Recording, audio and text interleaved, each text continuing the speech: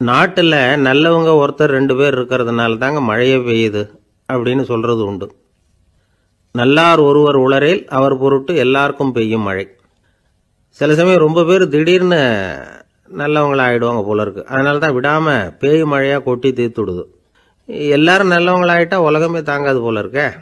அப்பப்போ ஒருத்தர் 2 பேர் நல்லவங்களாகணும். அப்போ தான் சீராக மழை பெய்யும்.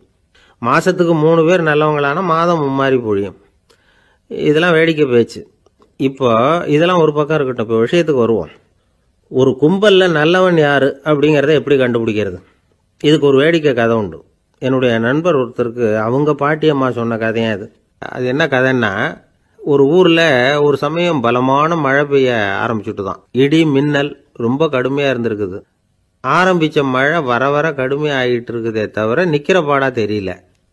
ஊர் ஜனங்கள்லாம் பார்த்தாங்க. இதுக்கு மேலேயும் வீட்டுக்குள்ளே இருந்தால் ஆபத்துங்கிறத புரிஞ்சுக்கிட்டாங்க. ஏன்னா வீடெல்லாம் இடிஞ்சி விழுந்துருமோங்கிற பயம். உடனே எல்லாரும் புறப்பட்டு ஊருக்கு பொதுவாக இருந்த ஒரு மண்டபத்தில் போய் தங்கிக்கிட்டாங்க. மின்னல் கடுமையாக இருந்தது. இடி எந்த நேரத்துலையும் விழலாம்ங்கிற நிலைமை. எப்போ விழலாம்னு பார்த்துக்கிட்டு இருக்குது. அந்த மண்டபத்தில் இருந்த ஜனங்கள் மனசுக்குள்ள ஒரு பயம். நம்ம கூட்டத்தில் யாராவது ஒரு கெட்டவன் பாவம் பண்ணவன் இருந்தால் கூட இடி இந்த மண்டபத்தில் விழுந்துரும். அது எல்லாருக்கும் ஆபத்து அப்படின்னு நினச்சாங்க. சரி, இதுக்கு என்ன பண்ணலாம் அப்படின்னு யோசனை பண்ணாங்க. அந்த கூட்டத்தில் ஒரு பெரியவர் இருந்தார். அவர் ஒரு யோசனை சொன்னார். இதை பாருங்க, அதுக்கு ஒரு வழி இருக்குது. அதோ எதிர்த்தாப்புல கொஞ்சம் தூரத்தில் ஒரு உயரமாக மரம் ஒன்று இருக்குது பாருங்க. பொதுவாக இடி சுலபமாக விழறது அது மாதிரி உயரமான மரத்தில் தான். நம்ம கூட்டத்தில் இருக்கிறவங்க எல்லாரும் ஒவ்வொருத்தராக போய் அந்த மரத்தை தொட்டு விட்டு திரும்பி வந்துடணும். நம்மள பாவம் பண்ணவன் யாரோ அவன் அந்த மரத்தை தொடுற சமயத்தில் இடி விழுந்துடும். அவன் மட்டும் போயிடுவான். மண்டபத்தில் இருக்கிற நாமெல்லாம் பொழைச்சிக்கலாம் அப்படின்னு ஐடியா கொடுத்தார் அந்த பெரியவர். இது நல்ல யோசனையாக பட்டது. எல்லாரும் ஒத்துக்கிட்டாங்க. ஒவ்வொருத்தராக போய் அந்த மரத்தை தொட்டு விட்டு திரும்பி வந்தாங்க. இடி எதுவும் விழலை. இன்னமும் பாவம் பண்ண ஆசாமி அதை போய் தொடலை போல இருக்கு அப்படின்னு நினச்சிக்கிட்டாங்க. ஒவ்வொருத்தராக போகிறாங்க. எல்லாரும் போய் தொட்டு விட்டு வந்தாச்சு. இன்னும் ஒரே ஒரு ஆசாமி தான் பாக்கி. கடைசியாக இருந்த அந்த ஆள் பயந்துட்டான். இது வரைக்கும் இடி விழலைன்னா இப்போ என்ன அர்த்தம்? இப்போ நாம தான் பாக்கி, நாம தான் தப்பு பண்ண ஆள் போல இருக்கு அப்படின்னு நினச்சிட்டான். அதனால் துணிச்சலாக போய் தொடுறதுக்கு பயந்தான். தயங்கிக்கிட்டே இருந்தான். இருந்தாலும் மற்றவங்கள்லாம் சும்மா இருப்பாங்களா? கட்டாயப்படுத்தி கழுத்தை பிடிச்சி தள்ளாத குறையா அவனை தள்ளி விட்டாங்க. போய் தொட்டுட்டு வாடான்னு. அவன் நடுங்கிட்டே போய் அந்த மரத்தை தொட்டான். அதே வினாடி ஒரு பயங்கரமான மின்னல் இடி விழுந்துட்டுது. எங்கே விழுந்தது தெரியுமா? அந்த ஆள் மேலே இல்லை, மண்டபத்தில் விழுந்தது. மண்டபத்தில் இருந்தவங்க பூரா காலி. அந்த ஒரு ஆள் மட்டும் பொழைச்சிக்கிட்டான். இந்த ஒரு ஆளை காப்பாற்றுறதுக்காக தான் இடி மண்டபத்தில் விழாமல் இருந்திருக்குது. இதுதான் கதை. அதனால் நல்லவங்க எப்படியும் தப்பிச்சுக்குவாங்க அப்படிங்கிறது ஒரு நீதி. ஒருத்தன் அப்படி தான் தெருவில் நடந்து போய்கிட்டு இருந்தான். ரொம்ப நல்லவன். எதிரில் ஒருத்தன் சைக்கிளில் வந்துக்கிட்டு இருந்தான். அதில் மோதி இவன் கீழே விழுந்துட்டான். சைக்கிள்காரன் உடனே இறங்கி இவனை தூக்கி விட்டான். இவன் எழுந்திரிச்சு அவனை முறைச்சி பார்த்தான். அப்படி பார்க்காதீங்க சார், நீங்கள் ரொம்ப புண்ணியம் பண்ணியிருக்கீங்க, அதுதான் இப்போ சைக்கிளில் மோதிக்கிட்டீங்க அப்படின்றான். என்ன அப்படி சொல்கிறேன் நான்? இவன் 10 நிமிஷத்துக்கு முன்னாடி நான் லாரி ஓட்டிகிட்டு வந்தேன், அப்போ நீங்கள் எதிரில் வந்திருந்தீங்கன்னா என்ன ஆயிருக்கும் அப்படின்னானா அவன்.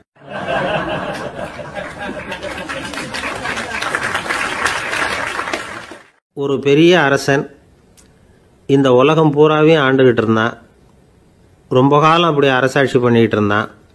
திடீர்னு அவனுக்கும் சில எதிரிகள் முளைச்சாங்க. அவங்கெல்லாம் ஒன்று சேர்ந்து இவனை தோற்கடிச்சுட்டாங்க. தோற்று போனதும் இவனுக்கு பயம் வந்துட்டுது. எங்கே எதிரிகள் நம்ம கொண்டுடுவாங்களோ அப்படின்னு. வெளியில் வந்தால் தனக்கு ஆபத்துன்னு பயந்துக்கிட்டு யாருக்கும் தெரியாமல் ஒரு குகைக்குள்ளே போய் பதுங்கி கிடக்கிறான். நிலைமையை பாருங்கள். முதல் நாள் அரண்மனையில் அதிகாரம் பண்ணிக்கிட்டு இருந்தவன் மறுநாள் குகையில் பயந்து போய் பதுங்கி கிடக்கிறான். ராத்திரி நேரம் வந்தது. பசி வயத்தை கிள்ளுது. பிச்சை எடுத்து சாப்பிட வேண்டிய நிலைமை. பிச்சை எடுக்கிறதுக்கு பாத்திரம் வேணுமே, என்ன பண்ணுறது அப்படின்னு அங்கேயும் இங்கேயும் பார்க்குறான். ஒரு மூலையில் யாரோ விட்டுட்டு போன ஒரு ஓடு கிடக்குது. அதை எடுத்துக்கிட்டு புறப்பட்டான். இருட்டில் வழி புரியல. ஏதோ ஒரு யூகத்தில் காலை மெதுவாக எடுத்து வச்சு நடந்து போயிட்டு இருக்கிறான். வழியில் ஒரு கருப்பு நாய் படுத்து கிடந்தது. இருட்டில் அவன் இது கண்ணுக்கு சரியாக தெரியல. அவனுக்கு தவறி போய் காலை வச்சுட்டான். அது மேலே நாய் சும்மா இருக்குமா, வள்ளுன்னு விழுந்து கடிச்சு விட்டுது. காலை பார்க்குறான். காலத்தையும் நினச்சி பார்க்குறான். அரண்மனையில் வீரக்கழல் அணிந்த காலை உடைய மன்னா அப்படின்னு புகழ்வாங்களே புலவர்கள்லாம். ஆனால் அது இன்னைக்கு நாய் கடித்த காலம் ஆயிட்டுதே அப்படின்னு நினைக்கிறான். அது மட்டும் இல்லை, முன்னாடி எல்லாம் பொற்கிண்ணங்களில் தான் அவன் சாப்பிடுவான். ஆனால் இப்போ உடஞ்சி போன ஓட்டு, அது ஓட்டை வந்து கையில் வச்சுக்கிட்டு நிற்கிறான். அதில் யாராவது சாப்பாடு போடுவாங்களான்னு. முன்னாடியெல்லாம் நிறைய பேர் அரண்மனைக்கு வருவாங்க.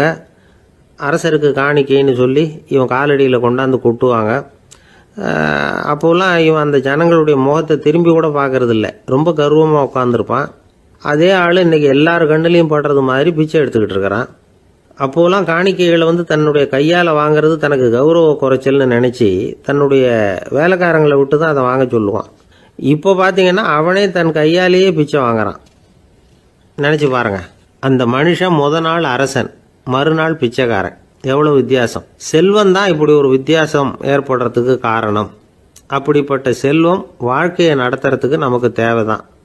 ஆனால் அதையே நாம் அடைய வேண்டிய பயனாக நினைக்கிறோம் பாருங்கள், அதுதான் வேடிக்கை. இதை வந்து நம்மாழ்வார் அழகாக ஒரு பாசுரத்தில் சொல்கிறார். ஒரு நாயகமாய் ஓட உலகுடன் ஆண்டவர், கருணாய் கவர்ந்த காலர், சிதைகிய பானையர், பெருநாடு காண இம்மையிலே பிச்சைதாம் கொள்வர், திருநாரணன் தாழ் காலம் பெற சிந்தித்து உய்மினோ அப்படிங்கிறார் நம்மாழ்வார். ஒரு பெரிய பணக்காரர் ஒரு துறவிகிட்ட போய், சாமி என்கிட்ட நிறைய பணம் இருக்குது, இருந்தாலும் நிம்மதி இல்லை, என்னால் நிம்மதியாக இருக்க முடியல, என்ன காரணம்னு கேட்டாராம். உடனே அந்த துறவி இதுக்கு நேரடியாக பதில் சொல்லாமல் பக்கத்தில் நின்றுக்கிட்டு இருந்த ஒரு குழந்தைய கூப்பிட்டார். அது ஓடியாந்தது. ஒரு ஆப்பிள் பழத்தை எடுத்து அது கையில் கொடுத்தார். அதை வாங்கிக்கிட்டு குழந்தை சிரிச்சுது. இன்னொரு பழத்தை எடுத்து கொடுத்தார். அதை இன்னொரு கையில் வாங்கிட்டு சிரிச்சுது.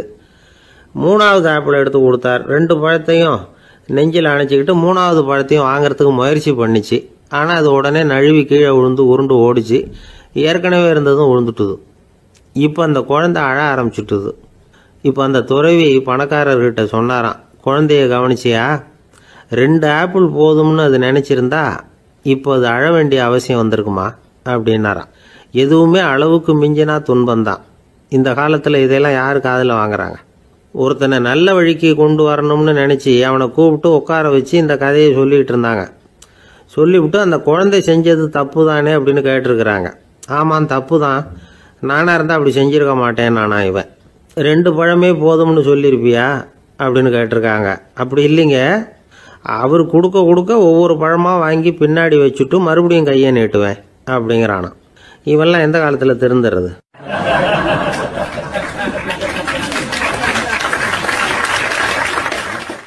ஒரு பெரிய தத்துவ சிந்தனையாளர் இருந்தார், சுவாங்சு அப்படின்னு பேர். அவருடைய மனைவி ஒரு நாள் திடீர்னு காலமாயிட்டாங்க. ஐயோ பாவம், அவர் ரொம்ப வருத்தப்படுவார், போய் ஆறுதலாக 4 வார்த்தை பேசிவிட்டு வரலாம் அப்படின்னு நினச்சிக்கிட்டு நிறைய பேர் அவரை தேடிட்டு வந்தாங்களாம். வந்தவங்களுக்கு ஆச்சரியம், ஏன்னா இவர் வருத்தப்பட்டுக்கிட்டு இருப்பார் அப்படின்னு தானே எதிர்பார்த்தாங்க. அப்படி இல்லை, தாளம் போட்டுக்கிட்டு உட்காந்துருக்கிறார். தாளத்துக்கு தகுந்த மாதிரி பாட்டு வேற பாடிக்கிட்டு இருக்கிறார். என்ன மனுஷன் அவர், கொஞ்சம் கூட கவலை இல்லாமல் இப்படி இருக்கிறாரு அப்படின்னு நினச்சாங்க. ஒருத்தர் துணிஞ்சு அவர்கிட்ட கேட்டுவிட்டார், என்னங்க இது இப்படி அப்படின்னு. அதுக்கு அவர் என்ன சொன்னார் தெரியுமா? இதை பாருங்க, என்னுடைய மனைவி பிறக்கிறதுக்கு முன்னாடி அவளுக்கு உயிரும் கிடையாது, உடலும் கிடையாது. அதுக்கு பிறகு தான் உயிர் வந்தது, உடல் வந்தது, அந்த உருவம் வந்தது. இப்போ என்ன ஆச்சு? அந்த உருவமும் உயிரும் போயிட்டுது, அவ்வளவுதானே. வந்தது போயிட்டுது. இளவேனில் காலம், இலையுதிர் காலம், பனிக்காலம், இப்படி பருவங்கள் வந்து மாறி மாறி வருது இல்லையா? அது மாதிரி பிறப்பும் இறப்பும் மாறி மாறி வருது. இது இயற்கை. இதுக்காக அழுதா அது எப்படி அப்படின்னாராம். ஞான தெளிவு அடைஞ்சவங்களுக்கு எல்லாமே சுகம்தான். திருவள்ளுவரும் அதை தான் சொல்றார், உறங்குவது போலும் சாக்காடு, உறங்கி விழிப்பது போலும் பிறப்பு.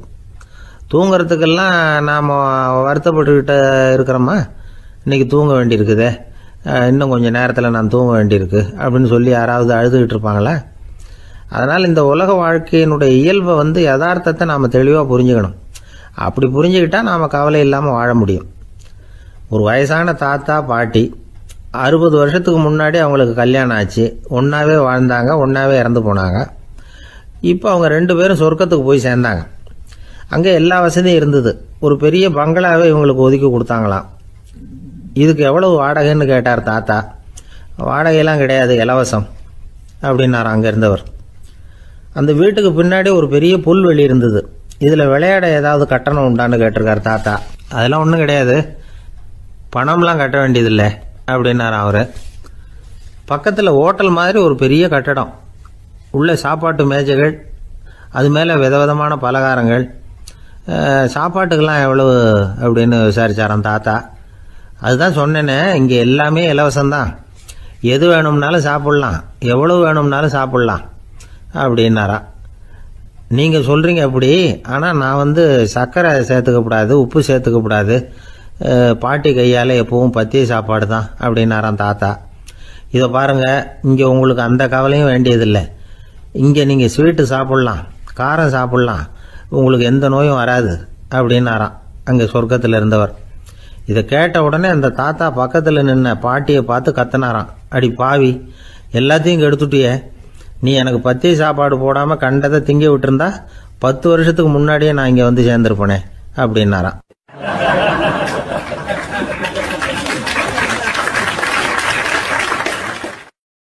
ஒரு நாள் ஒரு 10-15 பள்ளிக்கூடத்து பிள்ளைங்க தேடிட்டு வந்தாங்க. உங்களை பார்த்துட்டு தான் போகணும், அதுக்காக தான் வந்திருக்கோம்னாங்க. என்ன விஷயம்னு கேட்டோம். நாங்கள்லாம் கூடி ஒரு முடிவு பண்ணியிருக்கிறோம், அதை உங்ககிட்ட சொல்லணும் அப்படின்னாங்க. அதுவும் ஒரு வாண்டு பையன் அதை சொன்னான். என்ன முடிவு அது அப்படின்னு கேட்டோம் ரொம்ப ஆர்வமாக. அதை இப்போ சொல்ல மாட்டோம், எங்களுக்கு பிடிக்கிற மாதிரி ஏதாவது ஒரு தகவல் சொன்னால் அதுக்கப்புறம் நாங்கள் அதை சொல்கிறோம் அப்படின்னா அந்த வாண்டு பையன். சரி, சின்ன பையன்கிட்ட இன்றைக்கி வசமாக மாட்டிக்கிட்டோம் அப்படின்னு நினச்சிக்கிட்டு அவங்களுக்கு தகுந்த மாதிரி ஒரு கதை சொல்ல ஆரம்பித்தோம். அது என்ன கதைன்னா, ஒரு பெரிய காடு, அதில் பலவிதமான மிருகங்கள். அந்த காட்டுக்கு ஒரு சிங்கம் தான் ராஜா. எப்பவும் காட்டுக்கு அது தானே ராஜா. ஒரு பெரிய யானைக்கு இது பொறுக்கலை. என்ன இது, எப்போ பார்த்தாலும் இங்கே சிங்கத்துக்கே ராஜா பதவி கிடைக்குது, நான்லாம் எவ்வளவு பலசாலியாக இருக்கிறேன், அப்படி இருந்தும் எனக்கு அந்த பதவி கிடைக்கலையே அப்படின்னு தனக்குள்ளே பொறுமிக்கிட்டே இருந்தது. ராஜா பதவியை நினச்சி ரொம்ப ஏக்கம், அதுக்கு பதவி மோகம். இந்த சமயம் பார்த்து ஒரு குள்ள நரி கூட்டம் அதை தேடிட்டு வந்தது. ஐயா பெரியவங்களே, நீங்கள் இந்த காட்டுக்கு ராஜாவாக இருக்க ஆசைப்படுறீங்க, அதில் ஒன்றும் தப்பு இல்லை. ஆனால் அதுக்கு முன்னாடி நீங்கள் எங்கள் கூட்டத்துக்கு கொஞ்ச நாள் தலைவராக இருங்க, அதாவது ராஜாவாக இருங்களேன், உங்களுக்கும் ஒரு ட்ரைனிங் கிடைச்சது மாதிரி இருக்கும் அப்படின்னு சொல்லியிருக்குது இந்த கூட்டம், குள்ள நரி கூட்டம். இதை கேட்ட உடனே யானைக்கு ரொம்ப சந்தோஷம் தாங்கலை. அதுதான் எப்போன்னு பதவிக்காக காத்துக்கிட்டு இருக்குதே. இருந்தாலும் கொஞ்சம் பிகுவோட, சரி நீங்கள்லாம் இவ்வளோ தூரம் என்ன தேடிட்டு கேட்கறதுனால மறுக்க முடியல அப்படின்னு ரொம்ப ஏதோ அவளுக்கு சிரமப்பட்டு ஒத்துக்கிறது மாதிரி ஒத்துக்கிட்டது. ஏதோ உங்கள் ஆசைக்கு கட்டுப்படுறேன், கொஞ்ச நாள் உங்கள் கூட்டத்துக்கு ராஜாவாக இருக்கிறதுக்கு சம்மதிக்கிறேன் அப்படின்னுது. உடனே அந்த யானை ராஜ நட போட ஆரம்பிச்சிட்டுது. யானை சாதாரணமாக நடந்தாவே எப்படி இருக்குங்கிறது நமக்கு தெரியும். அதுவே ராஜ நடந்தால் எப்படி இருக்கும் கற்பனை பண்ணி பாருங்கள். யானை முன்னாடி கம்பீரமாக போய்கிட்டு இருக்குது, தலைவர் இல்லையா, அதனால் குள்ள நரிகள்லாம் ரொம்ப அடக்கமாக அது பின்னாடி அணிவகுத்து போயிட்டு இருக்குது. ராஜா வாழ்க, மன்னர் வாழ்க அப்படின்னு கோஷம் வேற. யானைக்கு தலைகால் புரியல, அவ்வளவு சந்தோஷம். அந்த யானைக்கு செருக்கு, ஆணவம் எல்லாம் ஏற்பட்டு போச்சு. அதுக்கப்புறம் அது தரையை பார்க்குமா, நிமிர்ந்து நடக்க ஆரம்பிச்சுட்டுது. தரையை பார்க்குறதே இல்லை. அப்படி போயிட்டுருக்கிறப்போ ஒரு சதுப்பு நிலத்தில் திடீர்னு காலை வச்சுட்டுது. அவ்வளோதான், கால் உள்ளே போட்டுது. இன்னொரு காலை எடுத்து வச்சுது, அதுவும் உள்ளே போட்டுது. அந்த 2 காலையும் எடுக்கிறதுக்காக அடுத்த 2 காலையும் அழுத்திச்சு, அதுவும் உள்ளே போக ஆரம்பிச்சுட்டுது. இப்போ 4 காலம் வசமாக சேத்துல அழுந்தி போச்சு, எடுக்க முடியல. குள்ள நரிகள்லாம் அதை சுற்றி சுற்றி வந்தது. சிலது சுற்றி நின்று டான்ஸ் ஆட ஆரம்பிச்சுட்டுது யானையை பார்த்துட்டு. இதை யானை பார்த்தது. என்ன இது, தலைவர் நான் தவிச்சுக்கிட்டு இருக்கிறேன், தொண்டர்கள்லாம் சுற்றி நின்று வேடிக்கை பார்த்துக்கிட்டு இருக்கிறீங்க, டான்ஸ் ஆடுறீங்க அப்படின்னு கேட்டுதான். தொண்டர்களே, தலைவர் நான் தவிச்சுக்கிட்டு இருக்கிறது உங்களுக்கு தெரியலையா? இப்போ உடனே உங்கள் தலைவரை காப்பாற்ற வேண்டியது உங்கள் கடமை இல்லையா அப்படின்னு கத்துச்சான் அந்த யானை. குள்ள நரிகளில் ஒன்று முன்னாடி நின்று அந்த யானையை பார்த்து தான், தலைவரே, எங்களுக்கு ரொம்ப நாளாக ஒரு ஆசை, அந்த ஆசையை நிறைவேற்றிக்கிறதுக்காகத்தான் உங்களை எங்கள் தலைவராக ஏற்றுக்கிறோம்னு சொன்னோம் அப்படின்னு தான். என்ன ஆசைன்னு கேட்டிருக்கு யானை. யானை கறி சாப்பிட்டு பார்க்கணுங்கிறது எங்களுக்கு ரொம்ப நாளாக ஆசை, அது இன்றைக்கி தான் நிறைவேற போகுது அப்படின்னு தான் அந்த நரி. இதை கேட்ட உடனே அந்த யானை அப்படியே மூர்ச்சி ஆகிட்டு தான். நரிகள்லாம் அது மேலே ஏறி குதற ஆரம்பிச்சுட்டு தான். பதவி மேலே இருந்த பேராசை அந்த பலசாலியான யானையையே மாட்டி விட்டுட்டுது பார்த்தீங்களா அப்படின்னு சொல்லி முடித்தோம் இந்த கதையை அந்த சின்ன பிள்ளைங்க கிட்ட. சரிங்க, இப்போ நாங்கள் உங்களை தேடி வந்த விஷயம் என்னங்கிறத சொல்லவா அப்படின்னா ஒரு வாண்டு பையன். சீக்கிரம் சொல்லு தம்பி, சஸ்பென்ஸ் தாங்கலை அப்படின்னோம். அவன் மெதுவா, எங்களை பார்த்து சொல்கிறான், எங்களுக்கு கொஞ்ச நாள் நீங்கள் தலைவராக இருந்தால் தேவலை அப்படின்னா.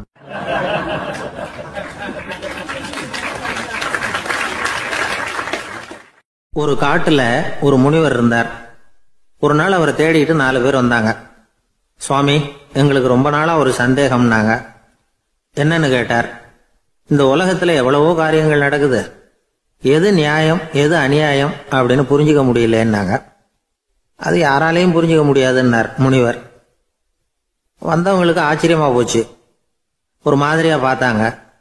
இதை முனிவர் கவனிச்சார். சரி, புறப்படுங்க என்னோடன்னார். எங்கன்னு கேட்டாங்க.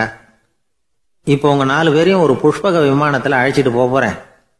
இந்த உலகத்துல சர்வசாதாரணமா நடக்கக்கூடிய ஒரு காட்சியை உங்களுக்கு காட்ட போறேன். நீங்க பார்க்க போற அந்த காட்சி நியாயமா அநியாயமா அப்படிங்கறத என்கிட்ட சொல்லணும். நீங்க சரியான பதில் சொன்னா புஷ்பக விமானத்துல தொடர்ந்து பிரயாணம் பண்ணலாம். தவறான பதில் சொன்னா இந்த புஷ்பக விமானம் உங்களை கீழே தள்ளி விட்டுரும் அப்படின்னார். 4 பேருக்கும் பயம்தான். இருந்தாலும் முனிவர் கூப்பிடுறாரு அப்படின்னு சொல்லி புறப்பட்டாங்க. அவங்க எல்லாரும் புறப்பட்டு ஒரு காட்டு வழியா போயிட்டு இருக்கிறாங்க புஷ்பக விமானத்துல. அங்க நடக்கிற ஒரு காட்சியை காட்டுறார் முனிவர். அதோ அங்க பாருங்கன்னார். அந்த விமானத்துல இருந்தபடியே எல்லாரும் கீழே குனிஞ்சு பாக்குறாங்க. அங்க ஒரு தாய் புலி அப்பதான் குட்டி போட்டிருக்கு. குட்டிகளை ஈன்ற உடனே பசிக்கு இறை தேடி அந்த பக்கமா வருது. அதே நேரம் ஒரு தாய் மான், அதுவும் அப்பதான் குட்டி போட்டிருக்கு. அதுவும் இதே மாதிரி குட்டிகளை ஈன்ற உடனே பசிக்கு இறை தேடி அந்த பக்கமா வருது. இப்ப அந்த புலி அந்த மானை அடிச்சு போட்டுடுது. அதுவும் சாப்பிடுது, குட்டிகளுக்கும் கொடுக்குது. இப்போ அந்த புலிக்குட்டிகள் முகத்துல மகிழ்ச்சி, தாயை இழந்த அந்த மான் குட்டிகள் முகத்துல துக்கம். இப்போ அந்த முனிவர் 4 பேர்கிட்டையும் கேட்கிறார், நீங்க இங்க பாத்தீங்களே, இதுல எது நியாயம் எது அநியாயம்? ஒவ்வொருத்தரா சொல்லுங்க. உங்க பதில் சரியில்லைன்னா இந்த விமானம் உங்களை கீழே தள்ளி விட்டுரும். சொல்லுங்க பார்க்கலாம்னார். முதல்ல ஒருத்தன் சொன்னான், அந்த புலி செஞ்சது சரிதாங்க. அது பசிக்கு அதுதான் ஆகாரம். தன்னுடைய பசிக்கு தானே இறை தேடிக்கிட்டுது. அதுல என்ன தப்பு? அவ்வளவுதான். அதனால புலி செஞ்சது நியாயம்தான் அப்படின்னா. அவ்வளவுதான், அந்த விமானம் அவனை அப்படியே கீழே தள்ளி விட்டுட்டுது. அதனால அவன் கொடுத்த பதில் சரியில்லை அப்படிங்கிறது புரிஞ்சு போச்சு. இப்ப 2வது ஆள் சொன்னான், புலி செஞ்சது பாவம், அந்த தாய்மான் என்ன தப்பு பண்ணிச்சு? இப்ப அந்த குட்டிகளுக்கு யாரு ஆதரவு? அதனால புலி செஞ்சது அநியாயம் அப்படின்னா. அவ்வளவுதான், அவனையும் கீழே தள்ளி விட்டுடுது அந்த விமானம். இந்த பதிலும் சரியில்லை அப்படின்னு ஆயிட்டுது. இப்போ 3வது ஆள் வந்தான். முதல்ல 2 பேர் கீழே விழுந்ததை பார்த்துக்கிட்டு இருந்தான். அதனால அவன் சொன்னான், ரெண்டுமே நியாயம்தாங்க. புலி இறை தேடினதும் இயற்கை, அதுக்கு மான் இறையானதும் இயற்கை. அதனால இதுல ஒன்றும் தப்பு இல்லைன்னா. அவ்வளவுதான், அவனையும் அந்த விமானம் கீழே பிடிச்சி தள்ளி விட்டுது. இப்ப 4வது ஆள் வந்தான். முனிவர் கேட்டார், நீயாவது சொல்லுப்பா, இந்த செயல்ல எது நியாயம்னார். அவன் தெளிவா பதில் சொன்னான். அதாவது என்ன சொன்னான்னா, எனக்கு தெரியல அப்படின்னா. அவனை விமானம் கீழே தள்ளல, சௌரியமா அழைச்சிட்டு போட்டுது. இவனும் பிரயாணம் சௌக்கியமா பண்ணானா. ஆக இதுதான் சரியான பதிலுங்கிறத முனிவர் உணர்த்தினார். இந்த கதையிலிருந்து நாம புரிஞ்சுக்க வேண்டியது என்னன்னா, இந்த உலகத்துல எவ்வளவோ காரியங்கள் நடக்குது. அதெல்லாம் ஏன் அப்படி நடக்குதுங்கிறதுக்கு எப்பேற்பட்ட பண்டிதராலும் பதில் சொல்ல முடியாது. தெரியாததை தெரியாதுன்னு ஒத்துக்கிட்டா வாழ்க்கை பிரயாணம் சுகமா இருக்கும். அதனால தேவையில்லாத விஷயங்களை புரிஞ்சுக்கிறதுக்கு நேரத்தை செலவு பண்ணிட்டு இருக்கக்கூடாது.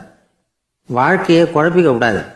வாழ்க்கைக்கு தேவையானது என்னவோ அதை மட்டும் புரிஞ்சுக்கிட்டா போதும். இந்த காலத்து ஆள் ஒருத்தன் ஒரு பெரியவரை தேடி வந்தான். ஐயா, ஒரு சந்தேகம்னா. என்ன உன்னுடைய சந்தேகம்னார். பகுத்தறிவுன்னா என்ன, விதின்னா என்ன அப்படின்னு கேட்டான். இதுக்கு அவரு, இப்போ உன்னுடைய வலது காலை தூக்குன்னார். தூக்கணான். சரி, இப்போ உன்னுடைய வலது காலை கீழே இறக்காம உன்னுடைய இடது காலையும் தூக்குன்னார். தூக்கணான். பொத்துன்னு கீழே விழுந்துட்டான். பெரியவர் சொன்னார், உன்னால ஒரு காலை தூக்க முடிஞ்சுது, அதுதான் பகுத்தறிவு. 2 கால்களையும் ஒரே சமயத்துல தூக்குனா அடிபடும், அப்படிங்கிறது தான் விதி அப்படின்னு விளக்கம் கொடுத்தார். இவன் தன்னுடைய விதியை நொந்துகிட்டே இடுப்பை பிடிச்சுக்கிட்டு அங்கிருந்து நடந்து போயிட்டான்.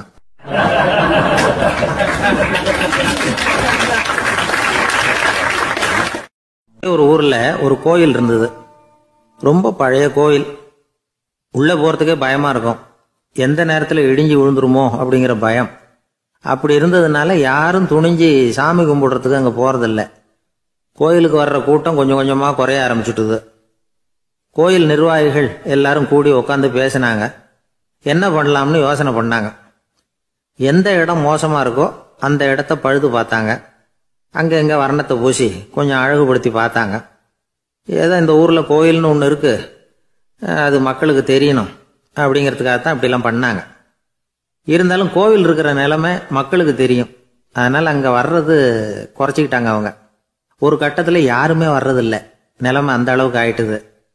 மறுபடியும் கோவில் நிர்வாகிகள் கூட்டம் நடந்தது. இந்த கூட்டம் கூட கோயிலுக்கு உள்ளே நடக்கலை, இடிஞ்சு விழுந்துருமோங்கிற பயம். அதனால் வெளியில தான் உட்காந்து கூட்டத்தை நடத்தினாங்க. ஏன்னா உள்ளே போகிறதுக்கு அவங்களுக்கும் துணிச்சல் கிடையாது. எந்த நேரமும் விழுந்துரும் போல இருந்தது அது. அது வழியாக போகிறவங்க கூட வேகமாக அந்த இடத்த கடந்து போக ஆரம்பிச்சிட்டாங்க. கோவில் நிர்வாகிகள் வெளியில் உட்காந்து கூட்டம் போட்டாங்க இல்லையா, அந்த கூட்டத்தில் 4 தீர்மானங்களை நிறைவேற்றினாங்க. அது என்ன 4 தீர்மானம்னா, முதல் தீர்மானம், இந்த கோவிலை இடிப்பது அப்படிங்கிற முடிவை இந்த கமிட்டி மிகவும் வருத்தத்துடன் ஏற்றுக்கொள்ளுகிறது அப்படின்னு நிறைவேற்றினாங்க. இதுக்கு பதிலாக இன்னொரு கோவிலை உடனடியாக கட்டி முடிச்சுடணுங்கிறது 2வது தீர்மானம். 3வது தீர்மானம் என்ன தெரியுமா? பழைய கோவிலின் கதவுகள், அதிலிருந்து பிரித்து எடுக்கிற செங்கல், இதையே புது கோவில் கட்டுவதற்கு பயன்படுத்தி கொள்ள வேண்டியது. பழைய கோவில் இருந்த மாதிரியே அதே வடிவத்தில் புது கோவிலையும் கட்ட வேண்டியது. பழைய கோவிலின் அஸ்திவாரத்தை அப்படியே வச்சுக்கிட்டு அதுக்கு மேலே நாம் கோயிலை கட்டிக்க வேண்டியது. இதுதான் 3வது தீர்மானம். இதையும் கமிட்டி முழு மனசோடு ஏற்றுக்கிட்டது. இது வரைக்கும் சரி. இப்போ அந்த கமிட்டி 4வதாக ஒரு முக்கியமான தீர்மானத்தை கொண்டுகிட்டு வந்து அதையும் ஏகமனதாக நிறைவேற்றி விட்டது. அது என்ன தீர்மானம்னா, புதிய கோவில் கட்டி முடிக்கிற வரைக்கும் பழைய கோவிலை இடிக்கிறதில்லை அப்படிங்கிற தீர்மானம். எப்படி இருக்குது பாருங்க இது. பழசை இடிக்காத வரையில அதே இடத்துல புதுசாக எப்படி கட்ட முடியும்? பல விஷயங்களில் நாம் நடந்துக்கிற முறையும் இப்படி தான் இருக்குதான். வாழ்க்கையில் முன்னேறணும்னு ஆசைப்படுவோம். அதே நேரத்தில் அந்த முன்னேற்றத்துக்கு எது தடையாக இருக்கோ அதை விட்டு விடுறதுக்கும் மனசு வராது. வெளிநாட்டில் ஒரு பெரிய விருந்து நடந்துகிட்டு இருந்துதான். எல்லாரும் மது கோப்பையும் கையுமா அலைஞ்சிக்கிட்டு இருக்கிறாங்க. ஒருத்தர் மட்டும் கையில் எதுவும் இல்லாமல் ரொம்ப நல்ல பிள்ளையா சாதுவா ஒரு ஓரமாக தனியாக உட்காந்துருக்கிறார். அவர்கிட்ட நெருங்கி வாங்க மது சாப்பிடலாம் அப்படின்னு கூப்பிட்டாங்களாம். என்னை வற்புறுத்தாதீங்க, நான் என் மனசுக்குள்ள உறுதியாக தீர்மானம் பண்ணிவிட்டேன் அப்படின்னாராம். என்ன தீர்மானம் பண்ணியிருக்கீங்க அப்படின்னு கேட்டிருக்காங்க. ஏற்கனவே முழு போதையில் இருக்கும் பொழுது மறுபடியும் மது கோப்பையை தொடரதில்லை அப்படின்னு தீர்மானம் பண்ணியிருக்கேன் அப்படின்னாராம்.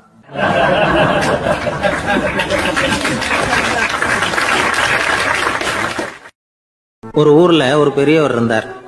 ஒரு நாள் அவரை தேடி ஒருத்தர் வந்தார். ஐயா, நான் கடவுளை பரிபூர்ணமா நம்புறேன் அப்படின்னார். சரி, அந்த நம்பிக்கை உனக்கு எப்படி வந்ததுன்னு கேட்டார் இவர். அவர் சொல்ல ஆரம்பிச்சார். ஐயா, எனக்கு கல்யாணம் ஆகி 10 வருஷம் ஆச்சு. ஆனாலும் குழந்தை பாக்கியம் இல்லை. அதுக்கு என்ன காரணமாக இருக்கும்னு நான் யோசனை பண்ணிட்டு இருந்தப்போ நண்பர் ஒருத்தர் ஒரு ஆலோசனை சொன்னார். உனக்கு மதப்பற்று இல்லை, எந்த கடவுளையுமே நம்ப மாட்டேங்கிற, அதுதான் காரணம். கடவுளை நம்பு, உனக்கு குழந்தை பாக்கியம் கிடைக்கும் அப்படின்னார். அவர் அப்படி சொன்னாரே தவிர எனக்கு சந்தேகம்தான். இருந்தாலும் அவர் சொன்னபடியும் நடந்து தான் பார்ப்போமே அப்படின்னு முடிவு பண்ணேன். கடவுளை நம்ப ஆரம்பித்தேன். அந்த வருஷமே அழகான ஆண் குழந்தை பிறந்தது. எல்லாம் இறைவன் அருள் அப்படின்னார்.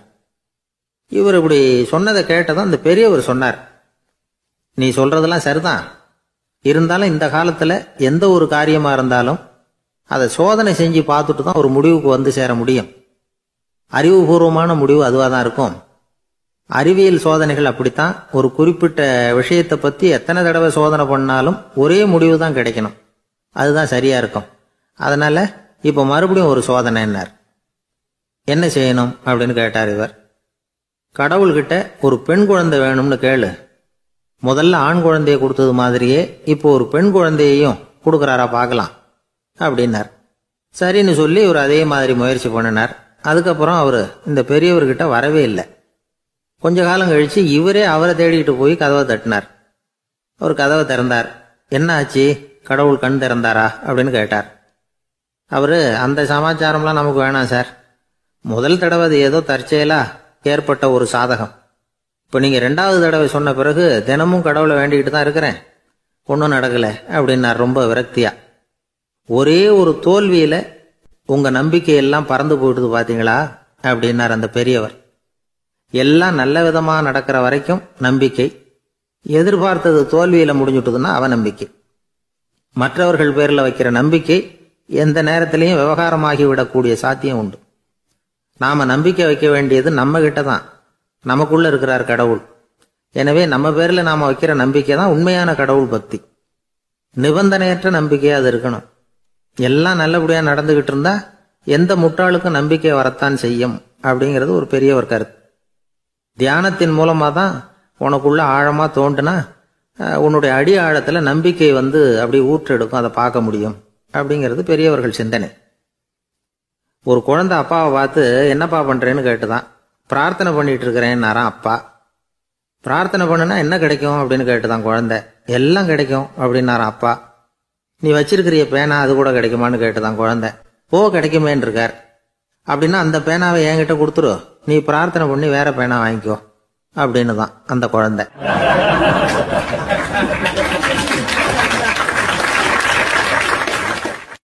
ஒரு ஊர்ல ஒரு குரு இருந்தார், ஜென் குரு. அவரை தேடிட்டு ஒரு மன்னர் வந்தார். வந்தவர் ஜப்பான் மன்னர். தோட்டக்கலையை பத்தி தெரிஞ்சிட்டு போறதுக்காக அவர் வந்தார். எப்படி தோட்டம் அமைக்கிறது அப்படிங்கிறத பத்தி அந்த குரு விவரமா சொல்லி கொடுத்தாரு. ஒரு நாள் 2 நாள் இல்ல, 3 வருஷம் கத்து கொடுத்தார். அதுக்கப்புறம் சொன்னார், நான் கத்து கொடுத்துட்டேன், இனிமே நீங்க போகலாம், போய் தோட்டம் அமைக்கலாம், அதுதான் உங்களுக்கு பரிசை. தோட்டம் அமைச்ச பிறகு சொல்லி அனுப்புங்க, நான் பார்க்கறேன். நீங்க இங்க என்னவெல்லாம் கத்துக்கிட்டீங்களோ அதையெல்லாம் அங்க செயல்முறையில செஞ்சு காட்டுங்க அப்படின்னு சொல்லி அனுப்பி வச்சார். மன்னர் போனார். அரண்மனைக்கு பக்கத்திலேயே ஒரு பெரிய தோட்டத்தை உண்டு பண்ணினார். அழகான மரங்களையும் செடிகளையும் உருவாக்கினாரு.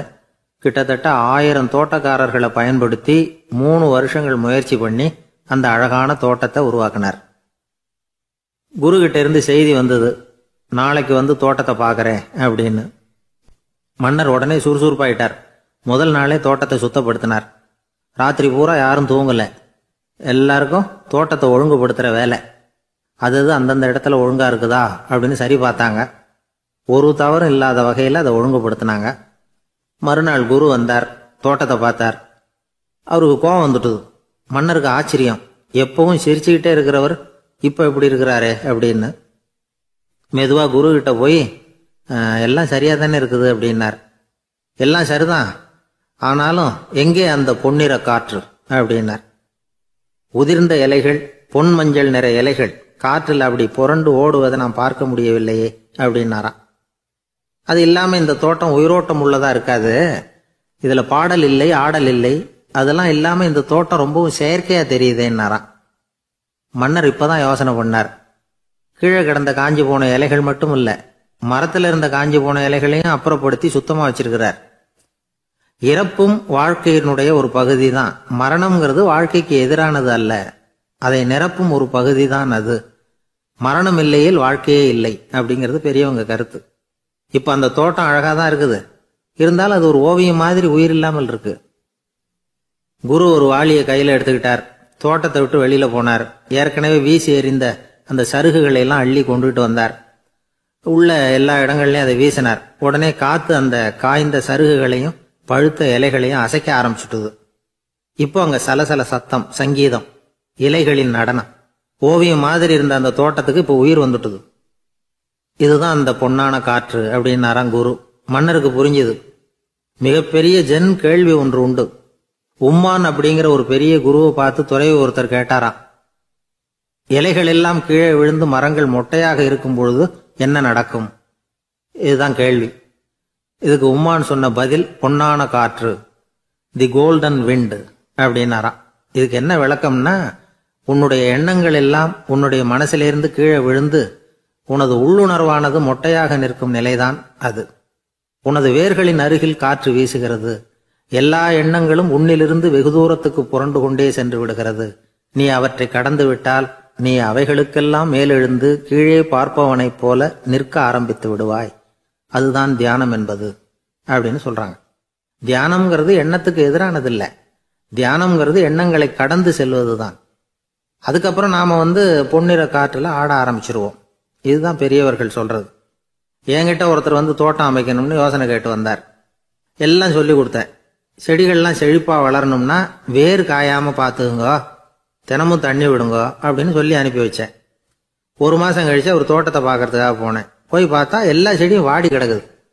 என்னங்க இப்படி பண்ணிவிட்டீங்கன்னு. நீங்கள் சொன்னபடி தான் செஞ்சேன்னார். என்ன செஞ்சீங்கன்னு கேட்டேன். வேர் காயாமல் பார்த்துக்க சொன்னீங்க, தினமும் ஒரு தடவை எல்லா செடியையும் ஒவ்வொன்றா பிடுங்கி பார்த்து வேர் காயாமல் இருக்கா அப்படின்னு பார்த்துட்டு அதுக்கப்புறம் தண்ணி பாய்ச்சனே, அவ்வளவுதான் அப்படின்னார்.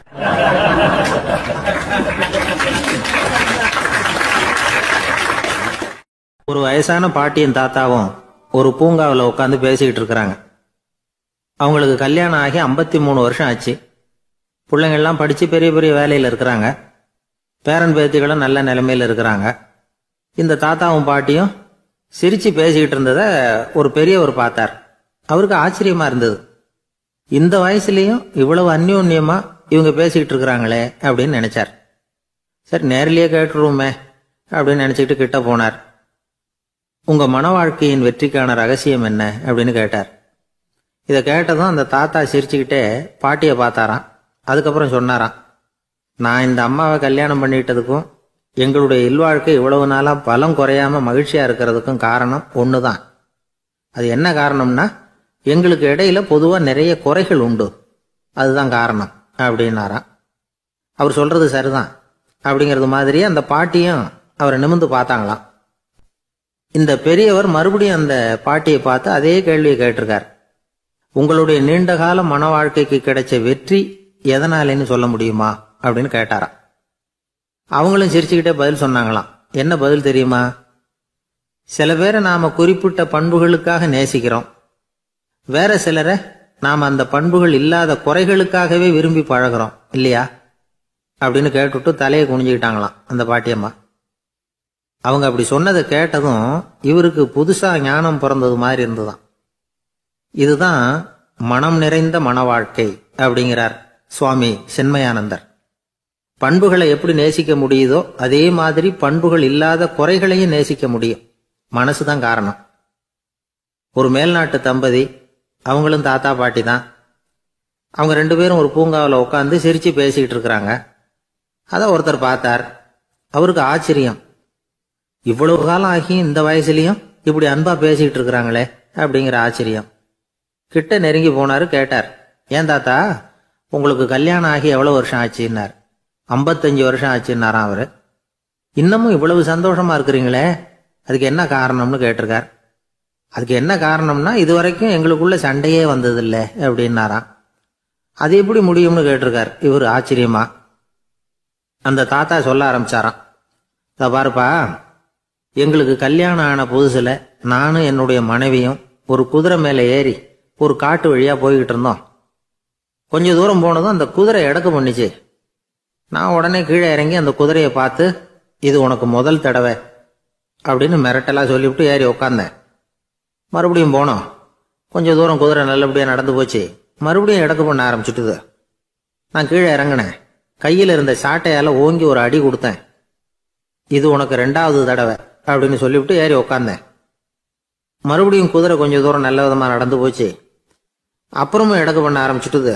அந்த சமயத்தில் ஒரு ஆற்று பாலத்தை கடந்து போய்கிட்டு இருக்கிறோம். நான் கீழே இறங்கினேன். என்னுடைய மனைவியையும் கீழே இறங்க சொன்னேன். அந்த குதிரையை பிடிச்சி அப்படியே ஆற்றுல தள்ளி விட்டுட்டேன். தள்ளி விட்டுட்டு, இது உனக்கு கடைசி தடவை அப்படின்னு சொன்னேன். அதை பார்த்ததும் என் மனைவி பதறி போயிட்டாங்க. போய், ஐயோ பாவம், என்ன இப்படி பண்ணிவிட்டீங்க, உங்களுக்கு மனசுல கொஞ்சம் கூட இறக்கமே இல்லையா அப்படின்னாங்க. நான் மெதுவா இவங்க பக்கம் திரும்பி, இது உனக்கு முதல் தடவை அப்படின்னு. அவ்வளவுதான், அன்னையிலேருந்து இன்னைய வரைக்கும் ஒரு நாள் கூட எங்களுக்குள்ள சண்டையே வந்ததில்லை அப்படின்னு விளக்கம் கொடுத்தார் அந்த தாத்தா.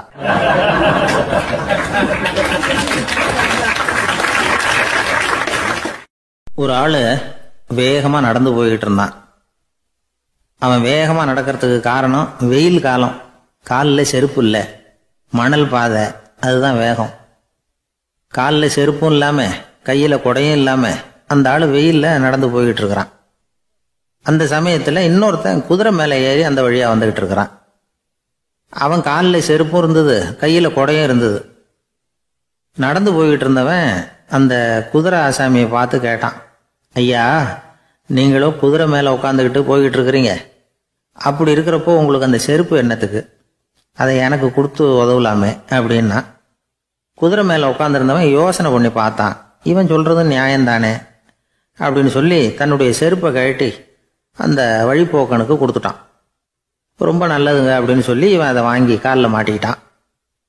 அதுக்கப்புறம் மறுபடியும் இவன் ஆரம்பித்தான். ஐயா, நீங்கள் குதிரையில் போகிறதுனால போக வேண்டிய இடத்துக்கு வேகமாக போய் சேர்ந்துருவீங்க. அதனால் உங்கள் கையில் அந்த குடை என்னத்துக்கு? நான் நடந்து போயிட்டுருக்கிறவன், ரொம்ப நேரம் நடக்க வேண்டியிருக்கும் இந்த வெயிலில். அதனால் அந்த குடையையும் எனக்கு கொடுங்களேன் அப்படின்னா. குதிரை வீரன் யோசனை பண்ணி பார்த்தான். இதுவும் நியாயம்தானே அப்படின்னு அவனுக்கு தோணுச்சு. உடனே இறக்கப்பட்டு தன் காலில் இருந்த செருப்பை கொடுத்தது மாதிரியே தன் கையில் இருந்த கொடையையும் இவங்கிட்ட கொடுத்துட்டான். அதுக்கப்புறம் அவன் நிம்மதியாக புறப்பட்டான். இப்போ மறுபடியும் கை தட்டி அவனை நிறுத்தினான். கீழே நின்றுட்டு இருந்தவன், என்னப்பா ஏன் என்ன நிறுத்தின? இன்னும் ஏதாவது வேணுமா உனக்கு அப்படின்னா குதிரையில் இருந்தவன். இவன் மெதுவாக வாயை திறந்து அந்த குதிரையையும் என்கிட்ட கொடுத்துருங்களேன்னா. அந்த குதிரை வீரன் இப்போ ஒரு கணம் யோசனை பண்ணி பார்த்தான். உடனே என்ன பண்ணான் தெரியுமா? தன்கிட்ட இருந்த குதிரை சவுக்கை எடுத்தான். குதிரை சவுக்கால அந்த ஆளை வாங்குவாங்கன்னு வீசி தள்ளிவிட்டான். இவ்வளவு சவுக்கடியும் வாங்கிக்கிட்டு இந்த ஆள் என்ன பண்ணான் தெரியுமா? சிரிக்கிறான். அடி வாங்கிட்டு யாராவது சிரிப்பாங்களா? குதிரை வீரனுக்கு ஒன்றும் புரியல. என்னப்பா அது, ஏன் இப்படி அடி வாங்கிட்டு இப்படி சிரிக்கிறியே அப்படின்னு கேட்டான். இப்போ அந்த வழிப்போக்கன் சொல்கிறான், ஐயா, நான் இப்படி சிரிக்கிறதுக்கு காரணம் இருக்கு. இப்படி குதிரை கேட்டு உங்ககிட்ட அடி வாங்கலேன்னு வச்சுக்கோங்க, என் உயிர் உள்ள வரைக்கும் மனசில் ஒரு தவிப்பு இருந்துக்கிட்டே இருக்கும். செருப்பையும் கொடையையும் கேட்ட உடனே கொடுத்தவன் குதிரையையும் கேட்டிருந்தா கொடுத்துருப்பானோ அப்படிங்கிற பேராசையில் ஏங்கிக்கிட்டே இருந்திருப்பேன். இப்போ உங்ககிட்ட அடி வாங்கின பிறகு என்னுடைய அந்த சந்தேகம் தீர்ந்து போச்சு. என்னுடைய ஆசைக்கு எல்லை எது அப்படிங்கிறத எனக்கு புரிஞ்சுட்டுது அப்படின்னு சொல்லிவிட்டு அவன் நடக்க ஆரம்பிச்சிட்டானான். ஆசைக்கும் எல்லை உண்டு அப்படிங்கிறத விளக்கறதுக்காக வாரியார் சுவாமிகள் சொல்ற கதை இது. இந்த காலத்திலயும் ஒருத்தன் அது மாதிரி கொடை செருப்போட குதிரையில போய்கிட்டு இருந்தான். எதிரில் நடந்து வந்தவன், ஐயா உங்க கொடையை எனக்கு கொடுங்களேன்னு கேட்டான். உடனே அவன் குதிரையிலிருந்து கீழே குதிச்சு அவனை சாட்டையால் அடிக்க ஆரம்பிச்சிட்டான். இன்னொருத்தர் அந்த வழியா வந்தவர் இதை பார்த்தார். ஏன்பா அவன் கேட்டான், உன்னால முடியலன்னா இல்லைன்னு சொல்லிட வேண்டியது தானே, அதுக்காக ஏன் இப்படி அவனை போட்டு அடிக்கிறேன்னு கேட்டார். உங்களுக்கு விவரம் புரியாது சார், காலம் ரொம்ப கெட்டு போச்சு. கேட்டதை கொடுத்தேன்னு வச்சுக்கோங்க, இந்த குதிரையே என்னோடது, அவன் திருடிக்கிட்டு போறான் அப்படின்னு என் பேரில் புகார் கொடுக்க ஆரம்பிச்சிருவான் சார் அப்படின்னா. அது எப்படி அவ்வளவு உறுதியா சொல்றேன்னு கேட்டார் அவரு. ஏற்கனவே அது மாதிரி ஒருத்தன் பேரில் புகார் கொடுத்துட்டு தான் இந்த குதிரையை நான் தள்ளிட்டு வந்துகிட்டு இருக்கிறேன் அப்படின்னார்.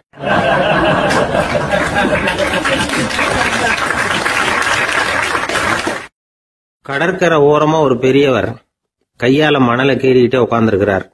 என்னத்தையும் தேடிட்டு இருக்கிறது மாதிரி தெரிஞ்சது. மெதுவா கிட்டத்துல போய் என்னத்தை தேடிட்டு இருக்கிறீங்க அப்படின்னு கேட்டோம். அவரு சாவகாசமா நிமிர்ந்து பார்த்து நிம்மதியை தேடிட்டு இருக்கிறேன்னார். நாங்க ஒரு மாதிரி ஆயிட்டோம். இருந்தாலும் சமாளிச்சுக்கிட்டு, சார் மணல்ல கிழிஞ்சல் தான் கிடைக்கும், நிம்மதி கிடைக்காது அப்படின்னோம். சரி, இன்னைக்கு வசமா நம்ம கிட்ட ஒரு ஆள் மாட்டிக்கிட்டார் அப்படின்னு நினைச்சு அவர் பக்கமா போய் உட்காந்துக்கிட்டு கதை சொல்ல ஆரம்பிச்சிட்டோம். ஒரு பெரிய மன்னர் இருந்தார். அவருக்கு எல்லா வசதியும் இருந்தது. இருந்தாலும் ஒரே ஒரு குறை. அது என்னன்னா நிம்மதி இல்லைங்கிற குறை.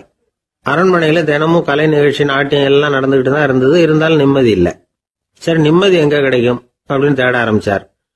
உடனே அதுக்கான முயற்சிகள்ல தீவிரமா இறங்கினார்.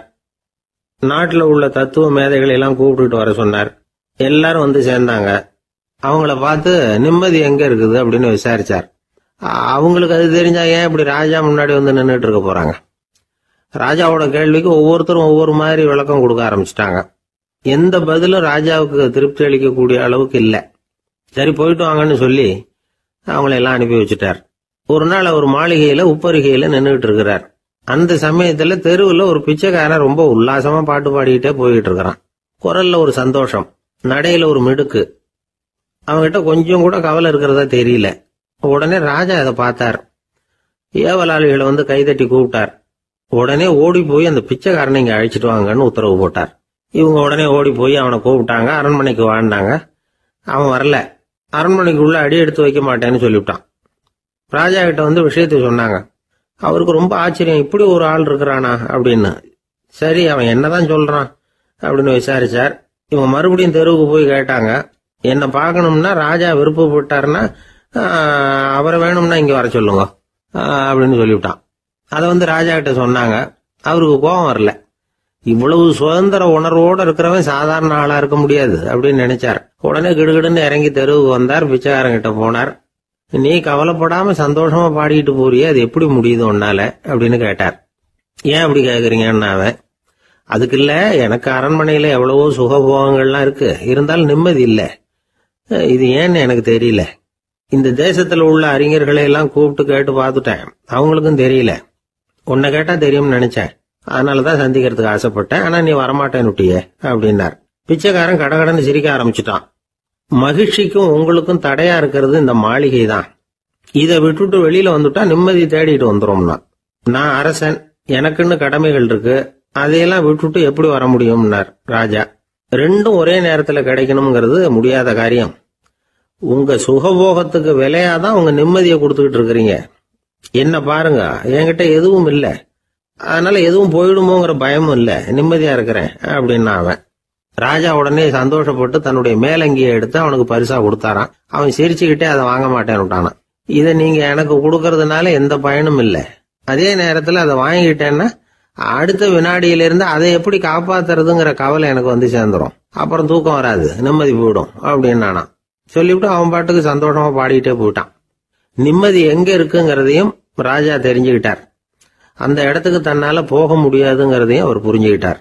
இப்படி இந்த கதைய அந்த கடற்கரையில மணலை கீறிக்கிட்டே உட்கார்ந்துருந்தார அந்த பெரியவர்கிட்ட சொல்லி முடிச்சோம். அவர் முகத்துல ஒரு தெளிவு தெரிஞ்சது. எங்களை நிமிர்ந்து பார்த்தார். ரொம்ப நன்றிங்க, இப்ப எனக்கு தெரிஞ்சு போச்சு, நிம்மதி வேணும்னா அதுக்கு என்ன பண்ணணும்னு இப்ப நல்லா புரிஞ்சுக்கிட்டேன் அப்படின்னார். என்ன புரிஞ்சுக்கிட்டீங்கன்னு கேட்டோம். இனிமே இந்த பக்கம் வந்தா உங்க கண்ணுல படாத இடமா பார்த்து உட்காரணும்னு புரிஞ்சுக்கிட்டேன் அப்படின்னார்.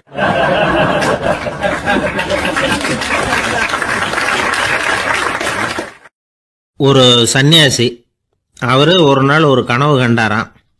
அந்த கனவுல அவர் சொர்க்கத்துக்கு போறார். அங்க ஒரு பெரிய திருவிழா நடந்துகிட்டு இருக்குது.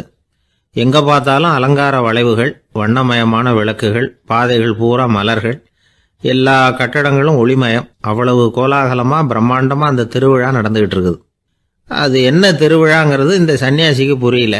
அங்க எதிரில் வந்துகிட்டு இருந்த ஒருத்தரை நிறுத்தி, என்ன விசேஷம் இங்க அப்படின்னு விசாரிச்சாராம். உனக்கு தெரியாத விஷயம், இன்னைக்கு இறைவனுக்கு பிறந்த நாள், அதைத்தான் எல்லாரும் சேர்ந்து கொண்டாடுறோம். இதுக்காக பிரம்மாண்டமான ஊர்வலம் ஒன்று வரப்போகுது, இறைவனே அந்த ஊர்வலத்துல கலந்துகிறார் அப்படின்னார் அவரு. உடனே அந்த சன்னியாசி ஒரு மரத்து நிழல்ல ஒதுங்கி நின்றுகிட்டார். ஊர்வலம் வந்துகிட்டு இருக்குது. முதல்ல ஒரு குதிரை வந்துகிட்டு இருக்கு, அது மேல ஒருத்தர் உட்காந்துருக்கிறார். அவருக்கு பின்னாடி நிறைய பேர் கூட்டமா வந்துகிட்டு இருக்கிறாங்க. இவ்வளவு கூட்டம் இவர் பின்னாடி வருதே, யார் இவரு அப்படின்னு கேட்டார். ஒரு மதத்தின் பெயரை சொல்லி, இவர் அந்த மதத்தின் தலைவர், அவரை பின்பற்றுகிற மக்கள் கூட்டம் பின்னாடி வந்துகிட்டு இருக்குது அப்படின்னு விவரம் சொல்லியிருக்கிறாங்க. இவங்களுக்கு அடுத்தபடியா இன்னொரு குதிரையில ஒருத்தர் வந்துகிட்டு இருக்கிறார். அவருக்கு பின்னாடி ஏகப்பட்ட கூட்டம். இவர் யாருங்க அப்படின்னு கேட்டிருக்காரு சன்னியாசி. அங்க இருக்கிறவங்க விவரம் சொல்லியிருக்கிறாங்க. இன்னொரு மதத்தின் பெயரை சொல்லி, இவர் அந்த மதத்தினுடைய தலைவர், அவர் வழியை பின்பற்றுகிறவர்கள் அவர் பின்னாடி கூட்டமா வந்துகிட்டு இருக்கிறாங்க அப்படின்னு இருக்காங்க. இப்படி ஒவ்வொருத்தரா குதிரை மேல வந்துகிட்டே இருக்கிறாங்க. அவங்கள பின்பற்றியும் ஒவ்வொரு கூட்டம் வந்துகிட்டே இருக்குது. அந்த பெரிய ஊர்வலம் அது பாட்டுக்கு போயிட்டு இருக்குது. கடைசியா அது முடிஞ்சது ரொம்ப நேரம் கழிச்சு. அதுக்கப்புறம் கொஞ்ச நேரம் கழிச்சு ஒரு வயசான ஆள் குதிரை மேல வந்துகிட்டு இருக்கிறார். ஆனா அவருக்கு பின்னாடி யாருமே இல்லை. அவர் பரிதாபமா தனியா வந்துகிட்டு இருக்கிறார். அவர் அந்த ஊர்வலத்தை சேர்ந்தவரா இல்லையாங்கிறதே தெரியல. இவர் யாரு, இவர் ஏன் இப்படி தனியா வந்துகிட்டு இருக்கிறார் அப்படின்னு கேட்டிருக்காரு அந்த சன்னியாசி. என்னது இப்படி கேட்குறீங்க, இவர் தான் கடவுள், இவருக்காக தான் இன்னைக்கு இந்த ஊர்வலமே நடக்குது, இவருக்கு தான் இன்னைக்கு பிறந்த நாள், முன்னாடி போகிற ஊர்வலம் பூரா இவருடைய பிறந்த நாளை கொண்டாடுறதுக்காக தான் அப்படின்ட்டு இருக்காங்க. இதை கேட்டதும் அந்த சன்னியாசிக்கு திடுக்குன்னு தூக்கி போட்டிருக்கு. இது வரைக்கும் கனவு கண்டுகிட்டு இருந்தவர் முடிச்சுக்கிட்டார். அதுக்கப்புறம் தான் யோசிச்சு பார்த்துருக்கார். உண்மைதான், மக்கள் எல்லாரும் பக்தி மார்க்கத்தில் போகிறதா நினச்சிக்கிட்டு பாதை மாறி போயிட்டு இருக்கிறாங்க. கடவுளை பின்பற்றுவதாக நினைக்கிறாங்க பக்தர்கள். ஆனால் கடவுளுக்கு பின்னாடி யாருமே இல்லை. இன்னமும் இயல்பா இதை பற்றி யோசிச்சு பார்த்தா, உண்மைக்கு பின்னாடி தான் நான் போய்கிட்டு இருக்கேன் அப்படின்னு நிறைய பேர் சொல்கிறாங்க. ஆனால் அந்த உண்மை அனாதையாக போய்கிட்டு இருக்குது. அப்படி ஆயிட்டுது உலகம். இந்த காலத்துலேயும் ஒரு ஊர்வலம், ஒரு பெரிய மனுஷருக்கு பிறந்த நாள் விழா. அவர் குதிரை மேலே ஏறி முன்னாடி போயிட்டு இருக்கிறார். அவருக்கு பின்னாடி ஒரு 100 பேர் தொண்டர்கள் அவங்க பாட்டுக்கு போகிறாங்க. எல்லாம் பணம் கொடுத்து ஏற்பாடு பண்ணவங்க. எல்லாம் பணம் வாங்கிட்டு முன்னாடி போயிட்டுருக்குறாங்க. கொஞ்சம் தூரம் நடந்ததும் கால் வலிக்க ஆரம்பிச்சுட்டுது. ஒவ்வொருத்தரும் அப்படியே ஒதுங்க ஆரம்பிச்சிட்டாங்க. அதான் முன்னாடியே பணம் கிடைச்சிட்டுதே, இனிமேல் ஒதுங்கினா என்னன்னு ஒதுங்கிட்டாங்க. ஒரு கட்டத்தில் குதிரையில் போகிறவர் தற்செயலாக திரும்பி பார்க்குறாரு, பின்னாடி யாருமே இல்லை. எல்லாரும் ஓடி போயிட்டாங்க. ஒரே ஒரு ஆள் மட்டும் ரொம்ப விசுவாசமாக பின்னாடி நடந்து வந்துக்கிட்டு இருந்தான். ஏன்ப்பா நீ மட்டும் வந்துக்கிட்டு இருக்கிறியே, நீ வீட்டுக்கு போகலையான்னு கேட்டிருக்காரு அவர். நீங்கள் அந்த குதிரையையும் அதுக்குள்ள வாடகை பணத்தையும் கொடுத்துட்டீங்கன்னா நானும் போயிடுவேன் அப்படின்னு நானா இந்த ஆள்.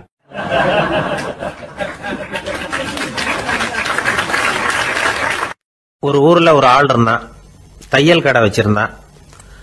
அவங்கிட்ட ஒருத்தன் ஒரு சட்டை துணி எடுத்து கொடுத்து தைக்க சொல்லியிருந்தான். வர்ற சனிக்கிழமை வா வந்து வாங்கிட்டு போ அப்படின்னு அவன் சொல்லியிருந்தான். அதே மாதிரி இவன் வந்தான். அவன் தச்சு வச்சிருந்த சட்டையை கொடுத்தான். இவன் வாங்கி அங்கேயே போட்டு பார்த்தான். கை நீளம் ஒன்றுக்கு ஒன்று வித்தியாசமாக இருந்தது. வலது கை இடது பக்கத்தை விட நீளம் குறைச்சலாக இருந்தது. அவன் முணுமுணுக்க ஆரம்பிச்சுட்டான், என்ன இது இப்படி தைச்சுட்டியேன்னு. இதுக்கு அவன் சொன்னான், ஐயையோ இதுக்காகவா சங்கடப்படுறீங்க, வலது கையை மட்டும் கொஞ்சம் உள்ள இழுத்தாப்புல வச்சுக்கிட்டீங்கன்னா சரியா போகுது. மற்றபடி அந்த சட்டையில் உள்ள கலை அம்சத்தை கவனிங்க, எவ்வளவு அற்புதமாக தைச்சிருக்கேன் பாருங்க.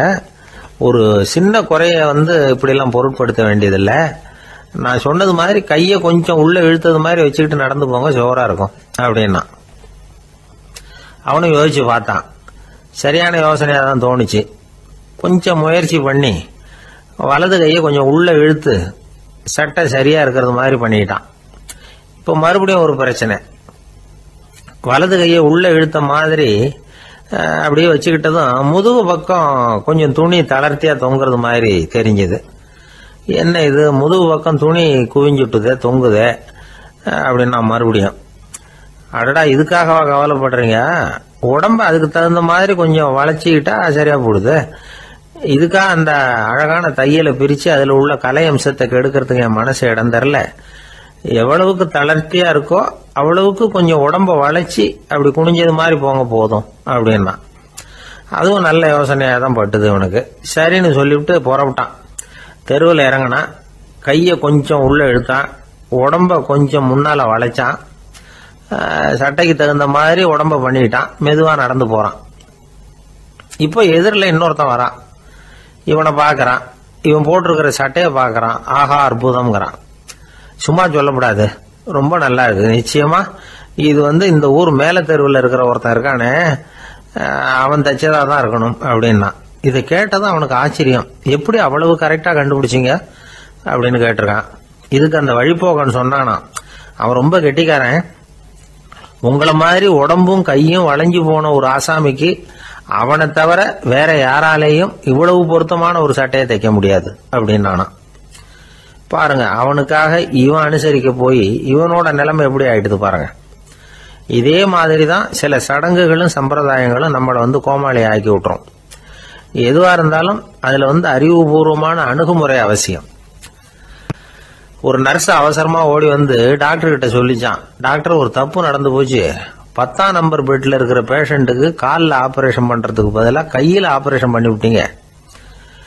கை ஆபரேஷன் பண்ணிக்க வேண்டிய ஆள் 7ஆம் நம்பர் பெட்ல இருக்கார் அப்படின்னு தான். அதுக்கு ஒரு பதட்டப்படாம சொன்னாராம், பரவாயில்ல இவரை தூக்கி 7ஆம் நம்பர் பெட்ல போட்டுரு அப்படின்னாராம்.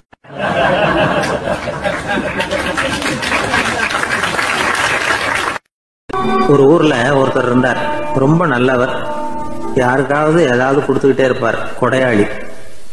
தினமும் யாராவது ஒருத்தருக்கு ஏதாவது கொடுக்கலன்னா அவருக்கு தூக்கம் வராது, அப்படி ஒரு பழக்கம். அது மட்டும் இல்ல, அவர் கொடுக்கறது அடுத்தவங்களுக்கு தெரியாது, அவ்வளவு ரகசியமா அதை கொடுப்பார். வலது கை கொடுக்கறது இடது கைக்கு தெரியக்கூடாதுன்னு சொல்லுவாங்கல்ல, அது மாதிரி அவர். ஒரு நாள் ராத்திரி அவர் ஏற்கனவே தயாரா கட்டி வச்சிருந்த பணம் முடிச்ச கையில எடுத்துக்கிட்டு வீட்டை விட்டு வெளியில வந்தார். தெருவில் இறங்கி நடந்தார். இன்னைக்கு யாருக்கு தர்மம் செய்யறது அப்படின்னு யோசனை பண்ணிட்டு இருட்டில் நடந்து வந்துகிட்டு இருக்கிறார். யாரோ ஒருத்தர் எதிரில் வர்றது மாதிரி தெரிஞ்சுது. உடனே அவர் கிட்ட போனார்.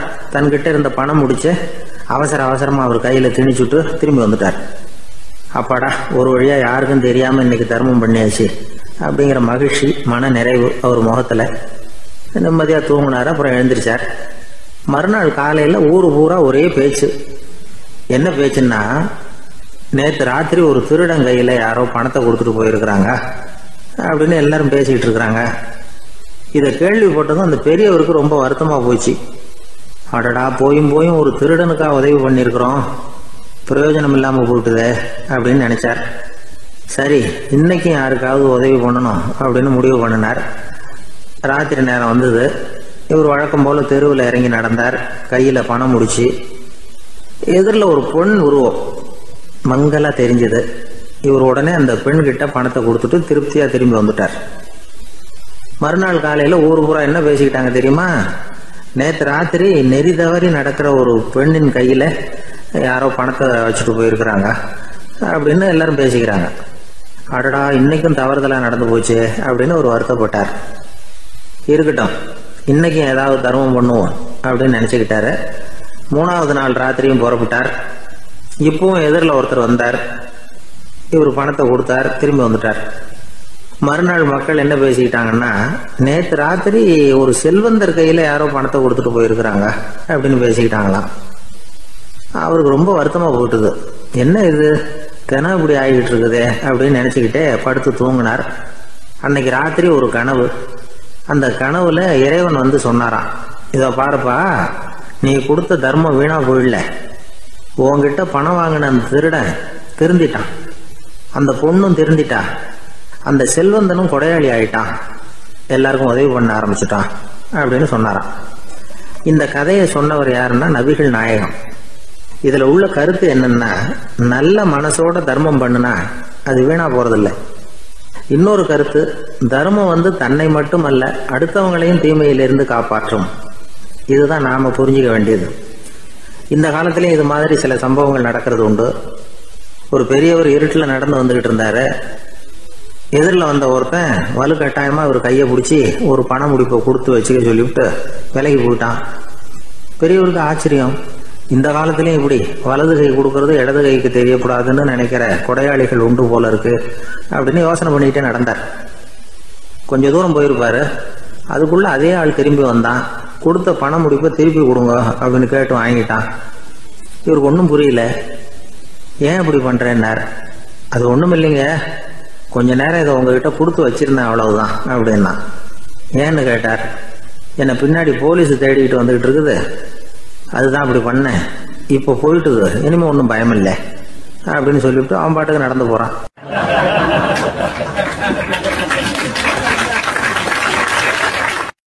தான் மட்டும் வாழ்ந்தா போதும் அப்படின்னு நினைக்கிறவங்களும் உண்டு. தானும் வாழணும், அடுத்தவங்களும் வாழணும் அப்படின்னு நினைக்கிறவங்களும் உண்டு. முதல்ல சொன்ன வகையை சேர்ந்த மனிதர்கள் எப்படி தெரியுமா? எப்படியாவது தான் மட்டும் வாழ்ந்தால் போதுங்கிற நினைப்பு தான் எப்பவும் அவங்களுக்கு இருக்கும். தங்களுடைய வளர்ச்சிக்கு எது தடையா இருந்தாலும் சரி, யார் தடையா இருந்தாலும் சரி, அதை அழிச்சுட்டு தான் மறுவேலை பார்ப்பாங்க. அவங்க எல்லாம் பாவ காரியங்களுக்கு தயங்குறதே இல்லை. அப்படிப்பட்ட வாழ்க்கை அவங்களுக்கே இடைஞ்சல அமைஞ்சு விடுறது உண்டு. அதை விளக்கறதுக்கு ஒரு கதையும் உண்டு. ஒரு ஊர்ல அப்படிப்பட்ட ஆள் ஒருத்தன் இருந்திருக்கான்.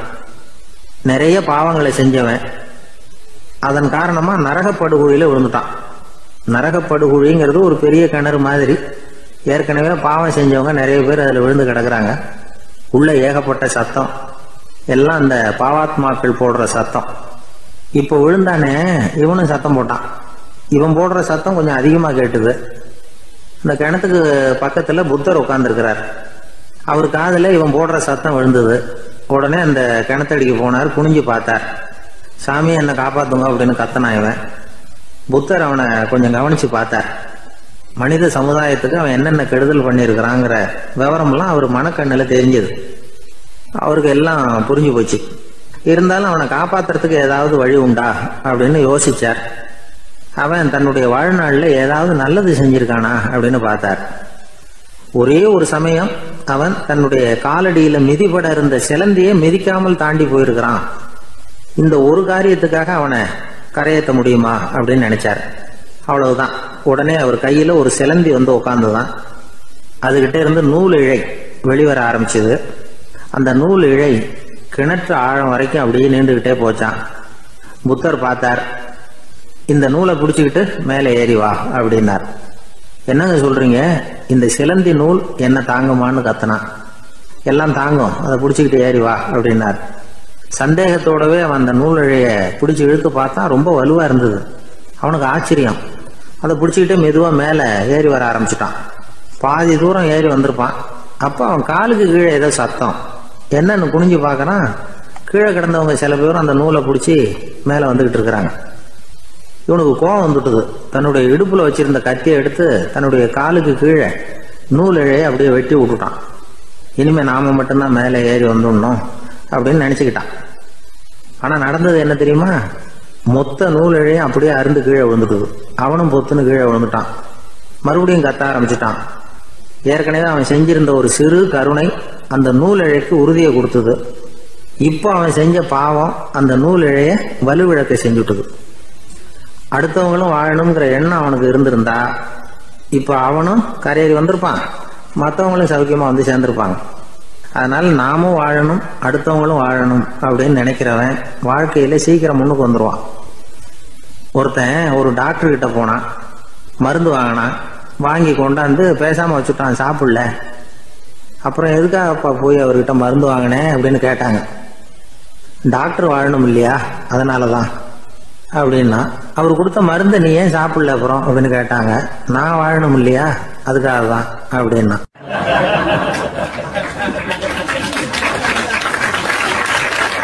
அவர் ஒரு பெரிய குடும்பத்துல பிறந்தவர். இருக்கிற சொத்துக்கள் எல்லாத்தையும் வாரி வழங்கி விட்டு காட்டுக்கு புறப்பட்டார் தவம் செய்யறதுக்காக. இருந்தது ஊராவும் கொடுத்துட்டார். இனிமே எதுவுமே இல்லை கொடுக்கறதுக்கு. அப்போ கடைசியா ஒருத்தன் வந்து கையை நீட்டினானா, ஐயா ஏதாவது கொடுங்கன்னு இருக்கான். அவர் பார்த்தார். கட்டியிருக்கிற வேட்டியை தவிர வேற எதுவுமே இல்லை. 8 முழம் பட்டு வேட்டி, ஜரிகை கரையோடு இருக்குது. கடைசியா அதை தான் எடுத்துக்கிட்டு அவர் புறப்பட்டு இருக்கார். அவர் பார்த்தார், எதிரில் அவன் பரிதாபமா நின்றுகிட்டு இருக்கிறான். அந்த 8 முழ வேட்டியை 2ஆ கிழிச்சார். 4 முழத்தை அவங்ககிட்ட கொடுத்தாரு. மீதி 4 முழத்தை தன்னுடைய இடுப்புல கட்டிட்டு அவர் காட்டுக்கு போயிட்டார். இவன் என்ன பண்ணான் தெரியுமா? கையில கிடைச்ச 4 முழத்தை எடுத்துக்கிட்டு கடை வீதிக்கு போனான். பழைய பட்டு வேட்டி ஜருகை இதையெல்லாம் விலைக்கு வாங்குற வணிகர் ஒருத்தர் இருக்கார். அவர்கிட்ட போனான். இதை விலைக்கு எடுத்துக்கிறீங்களா அப்படின்னு கேட்டிருக்கான். அவர் வாங்கி பார்த்திருக்காரு. ஆஹா, இது ரொம்ப அருமையான வேட்டி, விலை உயர்ந்த ஜருகை, இது ஏது உனக்கு அப்படின்னு கேட்டாரான். அவன் நடந்தது சொல்லியிருக்கான். அப்படின்னா ஒன்று செய்ய, இந்த வேட்டியோட இன்னொரு பாதியையும் மெதுவாக வாங்கிட்டு வந்துரு, உனக்கு நிறைய பணம் தர்றேன் அப்படின்னாரான் அந்த வணிகர். இவன் கொஞ்சம் யோசனை பண்ணி பார்த்தான். கொஞ்சம் இருங்க, வந்துடுறேன் அப்படின்னு சொல்லிவிட்டு நேராக காட்டுக்கு போனான். அவர் எங்க இருக்காருன்னு தேடி கண்டுபிடிச்சான். அவர் ஒரு இடத்துல தவக்கோலத்தில் இருக்கிறார். கட்டியிருந்த இடவேட்டியும் அவர் அறியாமல் நழுவி கீழே விழுந்து கிடக்குது. இவனுக்கு ரொம்ப வசதியா போச்சு. அவரை கேட்க வேண்டிய அவசியமே இல்லை. மெதுவா சத்தம் போடாம அடி மேல அடி வச்சு நெருங்கினான். அவர் கண்ணை மூடிக்கிட்டு அவர் பாட்டு நின்றுட்டு இருக்கிறார். இவன் மெதுவா போய் கீழே கிடந்த அந்த துணியை எடுத்துக்கிட்டு சத்தம் போடாம திரும்பி நடந்தான். ஒரு 2-3 அடி எடுத்து வச்சிருப்பான். அப்படி ஓட ஆரம்பிக்கிற சமயத்துல அவன் காலில் கீழே கிடந்த முள்ளு ஒண்ணு நறுக்குன்னு தச்சு விட்டுது. வலி தாங்க முடியாம அம்மான்னு கத்திருக்கான். இந்த சத்தத்தினால கண்ணை மூடி நின்றுகிட்டு இருந்த அவரோட தவம் கலைஞ்சது. மெல்ல கண்ணை திறந்து பார்க்கிறார். தன் இடையில இருந்த வேட்டி அவன் கையில இருக்கு. இப்ப அவர் நினைக்கிறார். என்ன நினைக்கிறாருன்னா, இந்த வேட்டி மீது நான் வைத்த ஆசை அல்லவா அவனை திருடனாக ஆக்கி விட்டது அப்படின்னு நினைச்சாராம். இந்த வேட்டி மேல நாம வச்ச ஆசை அவனை திருடும்படி ஆக்கி விட்டதே அப்படின்னு நினைச்சாராம். இது எப்பேற்பட்ட மனநிலை அப்படிங்கிறத கொஞ்சம் யோசனை பண்ணி பாருங்க. தான் ஒரு பொருள் மேல வச்ச பற்று இன்னொரு மனிதன் திருடனாக ஆகிறதுக்கு காரணம் ஆயிட்டுதேன்னு நினைக்கிறார். அப்படி நினைச்ச அந்த பெரியவர் யார் தெரியுமா? அவர் தான் மகாவீரர். இழந்துட்டேங்கிறிய, நீ என்னத்தை கொண்டுகிட்டு வந்த எங்க இழந்துடுறதுக்கு? நீ என்னத்தை உண்டாக்குன இது அழிஞ்சுட்டுதுன்னு சொல்றதுக்கு? இதுதான் அவருடைய சிந்தனை. இன்றைக்கு நம்ம சிந்தனையெல்லாம் வேற மாதிரி இருக்குது. ஒருத்தன் நடுத்தருவில் உட்காந்து அழுதுகிட்டு இருந்தான். அந்த வழியா வந்தவர் ஒருத்தர், ஏன்பா அழறேன்னு கேட்டாராம்.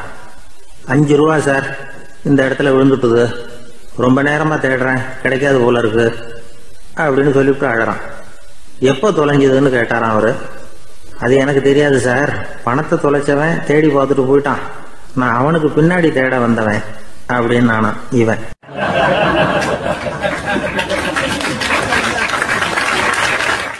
ஒரு ஊரில் ஒரு ஆள் இருந்தான். அவன் ஒரு நாள் கோயிலுக்கு போனான். கடவுள்கிட்ட வேண்டிக்கிட்டான், எனக்கு ஒரு 1,00,000 ரூபா நீ கொடுத்தா நான் உன் சன்னதியில் ஒரு தேங்காய் உடைக்கிறேன் அப்படின்னு வேண்டிக்கிட்டான். கடவுள் பார்த்தார். உடனே அவன் கண் முன்னாடி தோன்றினார். இந்தா நீ கேட்ட 1,00,000 ரூபாய் அப்படின்னு சொல்லி அவன் கையில் பணத்தை கொடுத்துட்டு மறைஞ்சிட்டார். இவனால் நம்பவே முடியல. இவ்வளவு சுலபமாக கிடைக்கும்னு தெரிஞ்சிருந்தா அனாவசியமாக ஒரு தேங்காய் உடைக்கிறேன்னு வேண்டியிருக்க வேண்டியது இல்லையே அப்படின்னு நினச்சான். இருந்தாலும் வேண்டுதலை நிறைவேற்ற வேண்டியது கடமை. அதுக்காக என்ன பண்ணான், பக்கத்தில் ஒரு கடைக்கு போனான். ஒரு தேங்காயை கையில் எடுத்தான். இது என்ன விலைன்னு கேட்டான். 5 ரூபான்னார் கடையில் இருந்தவர். அதிகமாக இருக்குதே விலைன்னா. அப்படின்னா ஒன்று செய்யுங்க, அடுத்த ஊருக்கு போங்க, அங்கே தென்னந்தோப்பு அதிகம், அதனால் அங்கே இதை விட குறைஞ்ச விலைக்கு கிடைக்கும் அப்படின்னார். சரின்னு அடுத்த ஊருக்கு கிளம்புனான். அங்கே போய் விசாரித்தான். ஒரு தேங்காய் 3 ரூபாய் விலைன்னாங்க. இதுவும் அதிகமாக தெரியுதேன்னா. அப்படின்னா ஒன்று செய்ய, அதோ அந்த ஆற்று ஓரமாக ஒரு தென்னை மரம் இருக்கு பார், அதில் நீயே ஏறி பறிச்சுக்கோ, ஒரு தேங்காய்க்கு 1 ரூபா கொடுத்தா போதும் அப்படின்னார் அந்த தோப்புக்கு சொந்தக்காரரு. இவனுக்கு மரம் ஏற தெரியாது, இருந்தாலும் ஆசை யாரை விட்டுது, விலை சல்லிசாக இருக்குதே. ஆற்று ஓரம் போனால் தட்டு தடுமாறி அந்த மரத்தில் ஏறினா அந்த தென்னை மரம் வளைஞ்சி ஆற்று பக்கம் போய் அப்புறம் நிமிர்ந்து இருந்தது. அதாவது மரத்தின் உச்சி சரியாக ஆற்றுக்கு நடுவில் இருந்தது. ஆற்றுல வெள்ளம் கரபுரண்டு ஓடிக்கிட்டு இருக்கு. இவன் கடவுள் கொடுத்த 1,00,000 ரூபாயை மடியில் வச்சு இறுக்கி கட்டிக்கிட்டான். உச்சிக்கு போய் காய் பறிக்கிற சமயத்தில் காற்றும் மழையும் பலமாக கலந்து அடிக்க ஆரம்பிச்சுட்டுது. கால் வழுக்கி விட்டுட்டுது. இவன் சடார்னு ஒரு தென்னை மட்டையை பிடிச்சிக்கிட்டு தொங்க ஆரம்பிச்சிட்டான். கீழே பயங்கரமான வெள்ளம், மடியில் 1,00,000 ரூபா பணம், என்ன செய்யறதுன்னு தவிக்கிறான். இந்த சமயம் கரையில் ஒரு யானை பாகன் யானையை குளிப்பாட்டிக்கிட்டு இருக்கிறான். அது அவன் கண்ணில் பட்டது. ஐயா ஒரு உதவின்னு கத்துனான். அவன் என்ன செய்யணும்னு கேட்டான். உன் யானையை மெதுவாக இங்கே அழைச்சிட்டு வா, எனக்கு நேராக கீழே நிறுத்து, என் காலை பிடிச்சி மெதுவாக கீழே இறக்கி விட்டுரு, என் மடியில் இருக்கிற பணத்தில் உனக்கு 10,000 ரூபா தரேன் அப்படின்னா. அவன் பார்த்தான். காலை கையை பிடிச்சா கூட எவனும் இந்த காலத்தில் 10 ரூபாய்க்கு மேலே தரமாட்டேங்கிறான், இவன் காலை பிடிச்சா 10,000 தர்றேங்கிறான் அப்படின்னு யோசனை பண்ணான். உடனே யானையை கொண்டுட்டு போனான். அவனுக்கு நேராக கீழே நிறுத்தினான். அவன் காலை பிடிச்சான். அவ்வளவுதான். அந்த நேரம் பார்த்து யானை மெதுவாக நடந்து அப்பால போட்டுது. இப்போ யானை பாகன் அவன் காலை கெட்டியாக பிடிச்சிக்கிட்டு தொங்குறான். பரிதாபமாக மேலே பார்க்குறான். அவன் மட்டையை பிடிச்சிக்கிட்டு தொங்குறான். இப்போ யானை பாகன் சொல்கிறான், தம்பி மட்டையை விட்டுறாத, கெட்டியாக பிடிச்சிக்கோ, நான் உனக்கு 10,000 ரூபா தரேன், இதோ மடியில் தான் வச்சுருக்கேன்னா. மேலே தொங்குறவனுக்கு இந்த நிலைமையிலேயும் ஒரு சந்தோஷம், மேற்கொண்டு ஒரு 10,000 ரூபா நமக்கு கிடைக்கும் போல இருக்கே அப்படின்னு. இந்த சமயத்தில் ஒருத்தன் ஒட்டகத்தை ஓட்டிகிட்டு வந்தான் அந்த பக்கமாக குளிப்பாட்டுறதுக்கு. யானை பாகம் பார்த்துட்டான். ஐயா ஒட்டகக்காரரே, அதை இங்கே கொண்டுட்டு வா, எங்கள் காலை பிடிச்சி பத்திரமா இறக்கி விடு, நாங்கள் பணம் கொடுக்குறோம்னா. அவனும் பணத்துக்கு ஆசைப்பட்டு வந்தான். அவன் காலை பிடிக்கிற சமயம் ஒட்டகமும் நழுவி போட்டுது. இப்போ 3 பேருமே வரிசையாக தொங்குறாங்க.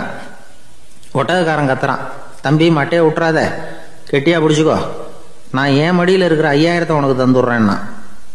மேலே தொங்குறவனுக்கு இன்னமும் சந்தோஷம், இவனும் பணம் தர்றேங்கிறான் அப்படின்னா இன்னைக்கு நமக்கு மொத்த பண வரவு எவ்வளவு அப்படின்னு ஒவ்வொன்றா கூட்டி பார்க்க ஆரம்பித்தான். மனக்கணக்கு சரியாக வரல. அதனால் அப்படியே விரலை விட்டு எண்ண ஆரம்பித்தான். அவ்வளவுதான், மட்டையை விட்டுட்டு கை நழுவி வந்துட்டுது. 3 பேரும் பொத்துன்னு ஆற்றுல விழுந்தாங்க. படாத பாடுபட்டு தட்டு தடுமாறி கரைக்கு வந்து சேர்ந்தாங்க. 3 பேர் மடியில் இருந்த பணமும் ஆற்றோட போட்டுது. பேராசை பெருநஷ்டம் அப்படின்னு ஒரு பழமொழி இருக்குல்ல, அதை விளக்கறதுக்காக சொல்லப்பட்ட கதை இது. இந்த காலத்தில் ஒருத்தர் ஒரு நீச்சல் குளத்தில் நீச்சல் அடிச்சுக்கிட்டு இருக்கிறார். காவலுக்கு இருந்தவர் அதை கவனிச்சுட்டார். கரையிலேருந்து சத்தம் போட்டாராம், இதோ பாருங்க, இங்கே ராத்திரி 8 மணிக்கு மேலே நீச்சல் அடிக்கிறது சட்டப்படி குற்றம், அதுக்கு அனுமதி கிடையாது, தெரியாதா உங்களுக்கு அப்படின்னாராம். இதுக்கு அவரு, ஐயையோ நான் நீச்சல் அடிக்க வந்தவன் இல்லைங்க, சும்மா சுற்றி பார்க்க வந்தவன், தடுமாறி குளத்தில் விழுந்துட்டேன், நீச்சல் தெரியாது, அதனால் தத்தளிச்சுக்கிட்டு இருக்கிறேன் அப்படின்னு கத்துனாராம். கரையில் இருந்தவர் பார்த்தார். ஓ அப்படின்னா சரி, அதுக்கு ஒன்றும் தடை இல்லை அப்படின்னு சொல்லிவிட்டு அவர் பாட்டுக்கு நடந்து போயிட்டாராம்.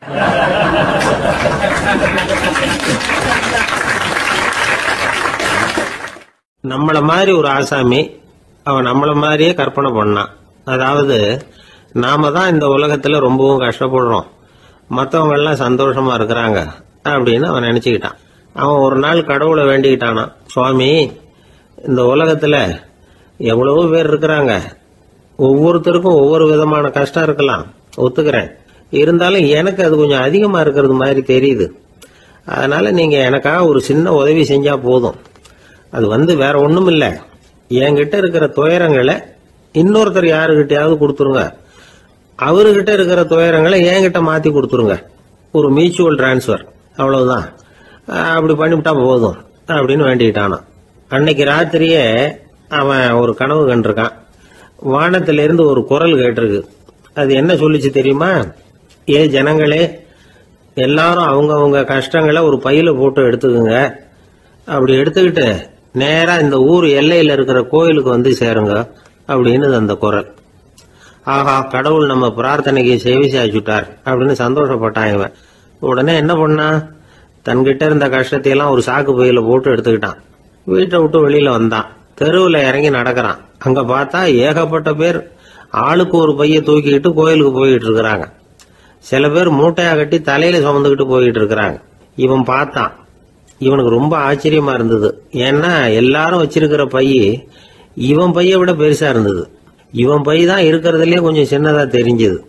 இப்ப அவன் மறுபடியும் சாமியை வேண்டிக்கிட்டான். கடவுளே, இப்ப உள்ள சூழ்நிலையை கவனிச்சா என்கிட்ட இருக்கிற பைய பரவாயில்லன்னு தோணுது. அதனால வேற பை எதையும் மாத்த வேணாம், இதுவே பரவாயில்ல, இந்த பையோட திரும்பி வீட்டுக்கு போனா போதும்னு நினைக்கிறேன் அப்படின்னு ஏதோ நினைக்க ஆரம்பிச்சுட்டான் அவன். எல்லாரும் கோயிலுக்கு போய் சேர்ந்தாங்க.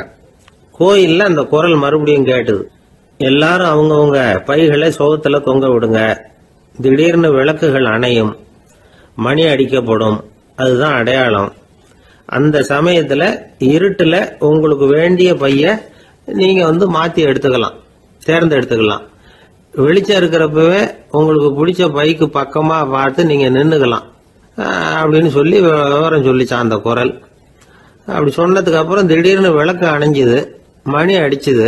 கொஞ்ச நேரம் கழிச்சு மறுபடியும் விளக்குகள்லாம் எரிஞ்சுது.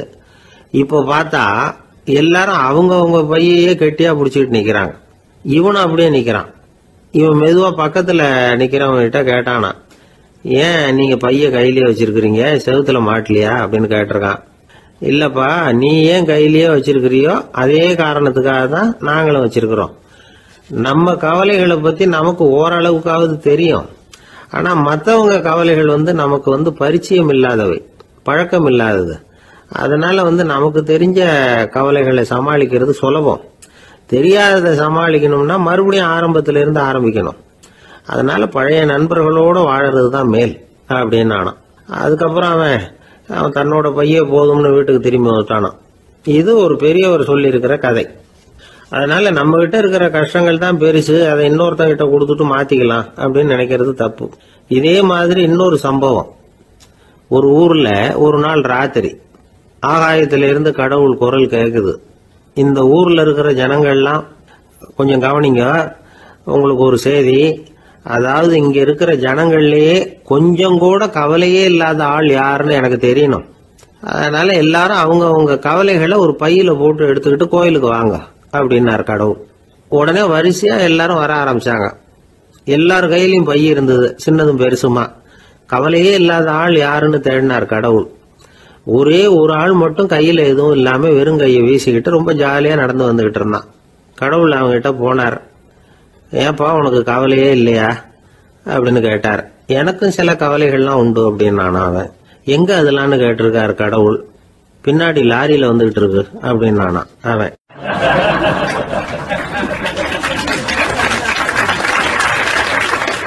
அசோக மன்னர் வந்துகிட்டு இருக்கார். அவருடைய ஆலோசகர்கள் எல்லாம் பக்கத்துல வந்துகிட்டு இருக்கிறாங்க. அந்த சமயத்துல எதிரில் ஒரு புத்த பிக்ஷு வர்றார். அசோகர் பாக்குறார். ஓடி போய் அவர் காலில் விழுந்து வணங்குறார். அசோக மன்னரின் தலை அந்த புத்த துறவியின் பாதத்துல பட்டுக்கிட்டு இருக்கு. பக்கத்துல நின்றுகிட்டு இருந்த அமைச்சருக்கு இது ரொம்ப சங்கடமா போச்சு. ரொம்ப வருத்தப்பட்டார். நம்ம அசோக சக்கரவர்த்தி எப்பேற்பட்டவர், அவரோட தலை ஒரு சன்னியாசியின் பாதத்துல படுறதா அப்படின்னு நினைச்சு ரொம்ப கவலைப்பட்டார்.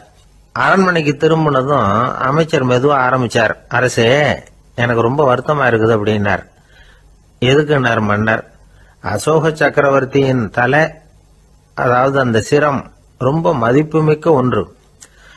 அது ஒரு சன்னியாசியின் காலில் படலாமா அப்படின்னார். அசோகர் பதில் சொல்லல, சிரிச்சார், போயிட்டார்.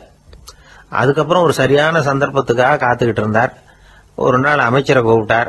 எனக்கு 3 தலைகள் வேணும் அப்படின்னார்.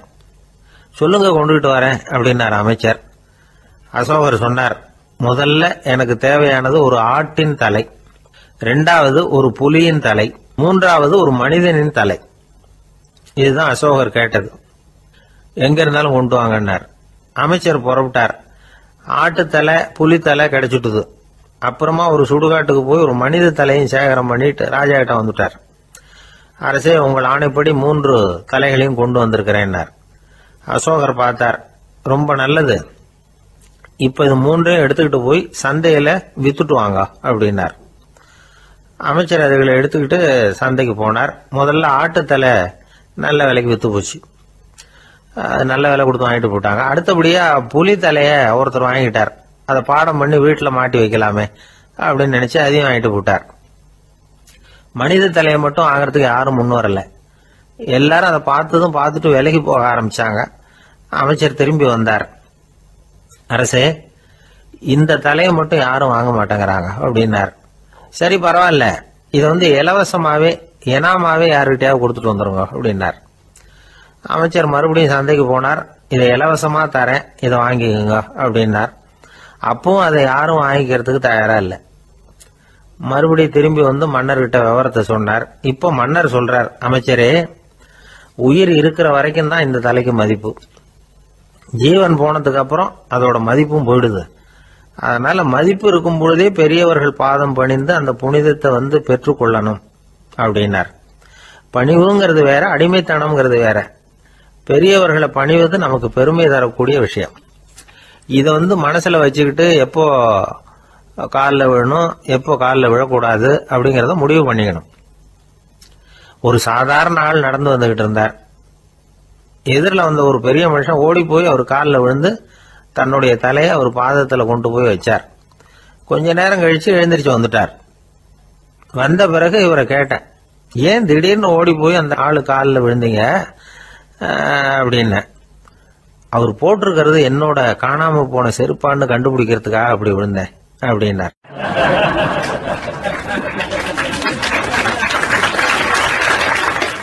ஒரு காட்டுல ஒரு நரி இருந்தது. ஒரு நாள் காலை நேரம் அது தன்னுடைய இருப்பிடத்திலிருந்து வெளியில வந்தது. கொஞ்ச தூரம் நடந்து வந்தது. அப்பதான் அது தன்னோட நிழலை கவனிச்சு பார்த்தது. பார்த்தா அது ரொம்ப நீளமா பெருசா இருக்குது. காலை நேரத்துல நிழல் அப்படித்தானே இருக்கும். ஆனா அந்த நரிக்கு அந்த விஷயம் தெரியல. தன்னுடைய நீண்ட பெரிய நிழலை பார்த்து ஆச்சரியப்பட்டது. ஆஹா, நாம இவ்வளவு பெருசாவா இருக்கிறோம் அப்படின்னா என்னுடைய காலை சாப்பாட்டுக்கு ஒரு யானை இல்லைன்னா ஒரு ஒட்டகம் கிடைச்சாதான் சரியா இருக்கும் போல இருக்கு அப்படின்னு முடிவு பண்ணிட்டுது. உடனே ஒரு யானை அல்லது ஒட்டகத்தை தேடி அலைஞ்சது, எங்க கிடைக்கும்னு. கிடைக்கவே இல்லை. மத்தியானம் 12 மணி ஆயிட்டுது. பசியோட அலையுது. இப்ப தன்னோட நிழலை பார்த்தது. அது மத்தியான நிழல் எப்படி இருக்கும், அது ரொம்பவும் குறுகி போய் தெரிஞ்சது.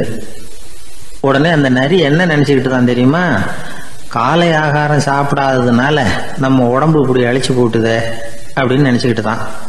கொஞ்ச நேரம் கழிச்சு மறுபடியும் தன்னுடைய நிழலை பார்க்குது. அது இன்னமும் குறுகி போய் காலடியிலேயே வந்துட்டுது.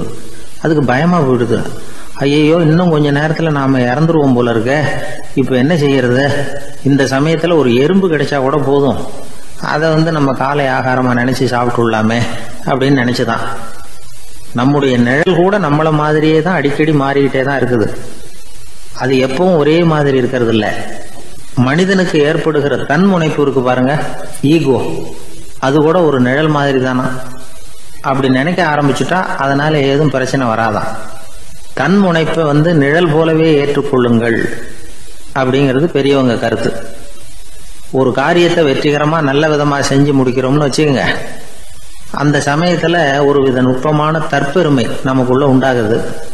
இது இயற்கையானது, அதனால இது மேல பற்று வைக்கக்கூடாது.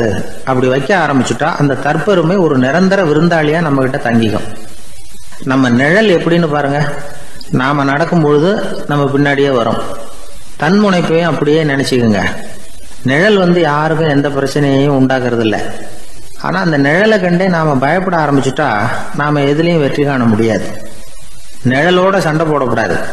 அது மாதிரி தன்முனைப்போடவும் நாம சண்டை போட வேண்டியதில்லை. இல்லாத ஒன்றோடு சண்டை போடுறது எப்படின்னா, அது இருட்டோட சண்டை போடுறது மாதிரி. நாம நிழல் கிடையாது. நம்ம கிட்ட இருக்கிற தன்முனைப்பு ஒரு நிழல். நம்ம நிழலையும் நமக்கு சமமா பாக்குறோம் பாருங்க, அங்கதான் சிக்கலே ஆரம்பம். இப்போ நாம நடந்து போய்கிட்டு இருக்கிறோம், நம்ம நிழல் தரையில விழுது. யாரோ ஒருத்தர் நம்ம நிழல் மேல காலை வச்சு நடந்து போறார். உடனே அவர்கிட்ட சண்டைக்கா போறோம், ஏண்டா என் நிழலை மிதிச்ச அப்படின்னு. நமக்கு தெரியும் அது நிழல் தாங்கிறது. அவர் உங்க மேல நடக்கல, உங்களுடைய நிழல் மேலதான் நடக்கிறார். அது மாதிரி உங்க தன்முனைப்பின் மேல யாராவது நடந்தா உங்களை அவமானப்படுத்துறதா நினைக்கிறீங்க. காரணம், நாமளும் நம்ம தன்முனைப்பும் ஒண்ணுங்கிற நினைப்பு தான் காரணம், மற்றபடி வேற ஒண்ணும் கிடையாது. நம்ம நிழல் மேல நடக்கிறவர் நம்மளை காயப்படுத்துறது இல்ல. தன்முனைப்பை வேண்டாத ஒன்னாவும் பார்க்க வேண்டியதில்லை. அது இயற்கை. நிழலை உங்க முன்னாடி வைக்க வேணாம், அது உங்க பின்னாடியே இருக்கட்டும்.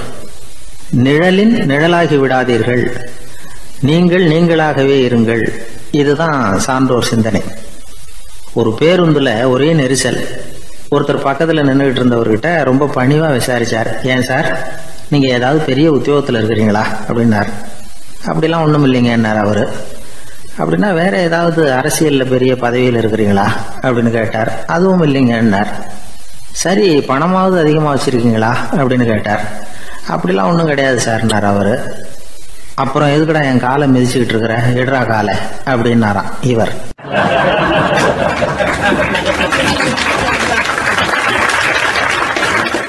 ஒரு ஊர்ல ஒரு பெரியவர் இருந்தார்.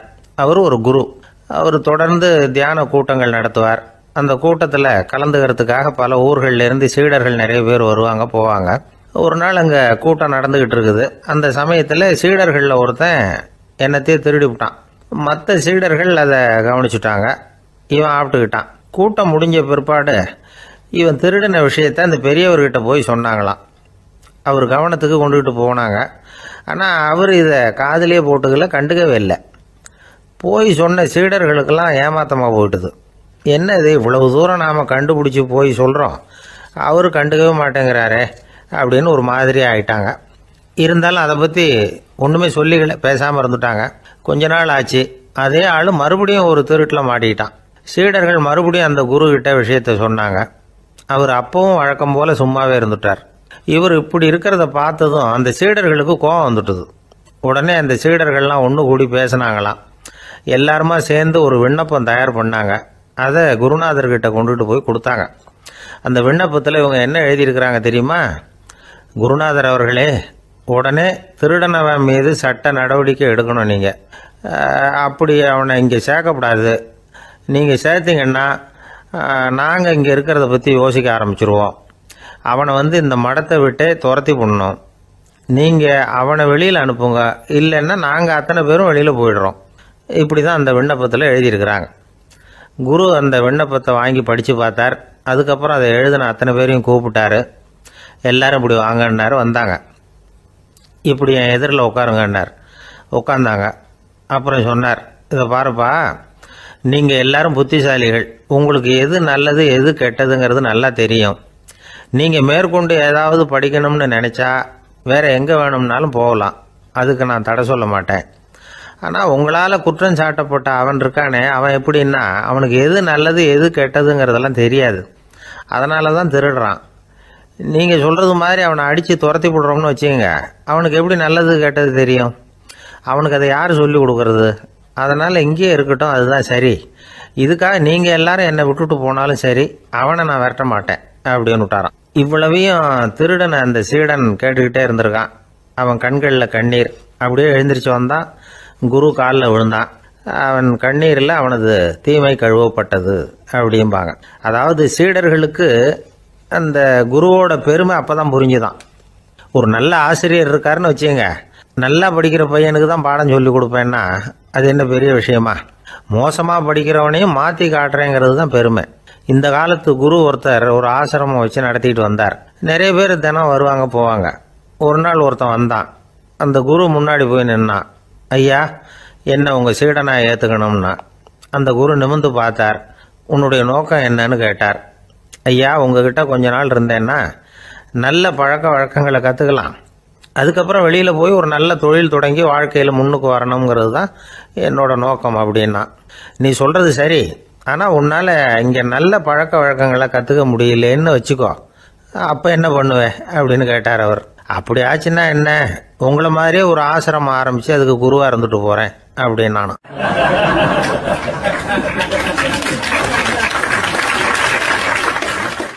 ஒரு ஆள் இருந்தார்.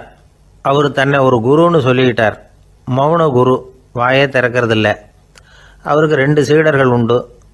இவங்க தான் வர்றவங்க கிட்ட பேசுவாங்க, விளக்கம் கொடுப்பாங்க. ஒரு நாள் இந்த சீடர்கள் 2 பேரும் எங்கேயோ வெளியில் போயிட்டாங்க. அந்த நேரம் பார்த்து ஒருத்தர் அங்கே வந்தார். குரு கிட்ட போனார். குருவே, புத்தர்னா என்னன்னு கேட்டார். குருவுக்கு ஒன்றும் புரியல. அவர் உண்மையான குருவாக இருந்தாவில் புரியும். அவர் திருன்னு முழிக்க ஆரம்பிச்சிட்டார். இந்த நேரம் பார்த்து இந்த சீடர்களும் எங்கேயோ போயிட்டாங்களே, என்ன பண்ணுறது, உதவிக்கு யாராவது கிடைக்க மாட்டாங்களா அப்படின்னு அப்படியே சுற்றி பார்க்குறார். அங்கங்கே பார்க்குறார். வந்தவர் இதை கவனிச்சார். ஏதோ புரிஞ்சுக்கிட்ட ஒரு மாதிரி அடுத்த கேள்வி கேட்டார். தர்மம்னா என்ன சுவாமின்னார். குருவுக்கு ரொம்ப சங்கடமாக போச்சு. நம்ம நிலைமை இப்படி ஆகிட்டுதே, இக்கட்டில் மாட்டிக்கிட்டோமே அப்படின்னு நினச்சபடியே விட்டத்தை பார்த்தார். அப்புறம் குனிஞ்சு தரையை பார்த்தார். அப்படியே உட்காந்துக்கிட்டார். வந்தவர் உடனே அடுத்த கேள்விக்கு போயிட்டார். தியானம்னா என்ன சுவாமின்னார். பாவம் என்ன பண்ணுவார் அந்த குரு, பேசாமல் கண்ணை கெட்டியாக மூடிக்கிட்டார். இது ஏதடா வம்பா போச்சுன்னு. இவர் இப்படி பண்ணால் கூட வந்தவர் சளைக்கல. இன்னொரு கேள்வியும் கேட்டார். ஆசீர்வாதம்னா என்ன அப்படின்னார். இவர் பார்த்தார். இப்படியே போனால் இவர் கேள்வி கேட்கறத நிறுத்த மாட்டார் அப்படின்னு நினச்சிக்கிட்டு எனக்கு ஒன்றுமே தெரியாதுங்கிற பாவனையில் 2 கையையும் விரித்து காட்டினார். வந்தவர் முகத்தில் மகிழ்ச்சி, மன நிறைவு, ஏதோ எல்லாம் புரிஞ்சுக்கிட்ட ஒரு மாதிரி அங்கேருந்து புறப்பட்டு போனார். வழியில் அந்த குருவோட சீடர்கள் 2 பேரையும் சந்திச்சார். உங்கள் குருவை தான் பார்த்துட்டு வரேன்னார் இவர். என்ன நடந்ததுன்னு கேட்டாங்க. இவர் விவரமாக சொல்கிறார். உங்கள் குரு எவ்வளவு பெரிய ஞானி தெரியுமா? புத்தர்னா என்னன்னு கேட்டேன். அதுக்கு அவர் அப்படியும் இப்படியும் பார்த்தார். அதுக்கு என்ன அர்த்தம் தெரியுமா? மக்கள் புத்தரை அங்கேயும் இங்கேயும் தேடுறாங்க. உண்மையில் அவர் அங்கேயும் இங்கேயும் தேடி கண்டுபிடிக்க முடியாது அப்படிங்கிறத அவர் செய்கை மூலம் உணர்த்தினார். அதுக்கப்புறம் தர்மம்னா என்னன்னு கேட்டேன். அவர் மேலேயும் கீழையும் பார்த்து தர்மம் சமமானது, அதில் உயர்வு தாழ்வு இல்லைங்கிறத உணர்த்தினார். அதுக்கப்புறம் தியானம்னா என்னன்னு கேட்டேன். கண்ணை மூடிக்கிட்டார். கண்ணை மூடி காணுகிற அற்புதம் அது அப்படிங்கிறத புரிஞ்சுக்கிட்டேன். கடைசியாக ஆசீர்வதிக்கப்படுறது பற்றி கேட்டேன். கைகளை நீட்டி உதவுறது தான் அது அப்படிங்கிறத தன்னுடைய இருகை விரித்து உணர்த்தினார். எவ்வளோ பெரிய மகான் அவர் அப்படின்னு சொல்லிவிட்டு அவர் பாட்டுக்கு போயிட்டார். சீடர்கள் அதுக்கப்புறம் மெதுவாக குருக்கிட்ட சேர்ந்தாங்க. அவங்கள பார்த்ததும் குருவுக்கு கோபம் வந்துட்டுது. அடே பாவிகளா, எங்கடா போய் தொலைஞ்சிங்க, நான் ஒரு ஆளுகிட்ட மாட்டிக்கிட்டு என்ன பாடுபட்டிருக்கேன் தெரியுமான்னார். இது மாதிரி தான் நாம் சாதாரண மனிதர்களின் புற வேடங்களிலேயே மயங்கி போயிடுறோம். அவங்க பேச்சு, செய்கை, பார்வை இதிலெல்லாம் ஏதோ பெரிய தத்துவம் இருக்கிறதாக நினச்சிக்கிறோம். உண்மையிலேயே அந்த தத்துவங்கள் யாருக்கு சொந்தம்? அவங்களுக்கு இல்லை, நமக்கு தான் சொந்தம். நாம தானே அதை கற்பிச்சுக்கிட்டோம். நாம் அடையாளம் கண்டுக்கிறது இல்லை, நாம் யாருங்கிறது நமக்கு புரியறதில்ல. அதுதான் இன்றைக்கி நடக்கிறது. அதனால தான் அடுத்தவங்களை தேடி ஓடிக்கிட்டு இருக்கிறோம். சில வீடுகளில் கூட இது மாதிரி சைகைகள் உண்டு. சில குடும்ப தலைவர்கள் தினமும் காலையில் கண்ணை கெட்டியாக மூடிக்கிட்டு கை 2ஐயும் சுத்தமாக விரித்து வச்சுக்கிட்டே உட்காந்து தியானம் பண்ணுறது வழக்கம். எதுக்காக அப்படி பண்ணுறீங்கன்னு ஒருத்தரை பார்த்து கேட்டேன். இந்த மாதம் வாங்கின சம்பளம் பூரா தீர்ந்து போச்சு, இனிமேல் என் கையில் சுத்தமாக ஒன்றும் இல்லை, புதுசாக எதுவும் செலவு வச்சுடாதே அப்படிங்கிறத அப்படி உள்ளங்கை 2ஐயும் விரித்து காட்டி அவங்களுக்கு உணர்த்துறேன் அப்படின்னார்.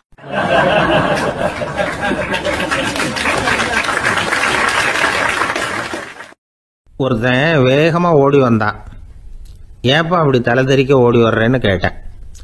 பின்னாடி துரத்திக்கிட்டு வருது சார் அப்படின்னா.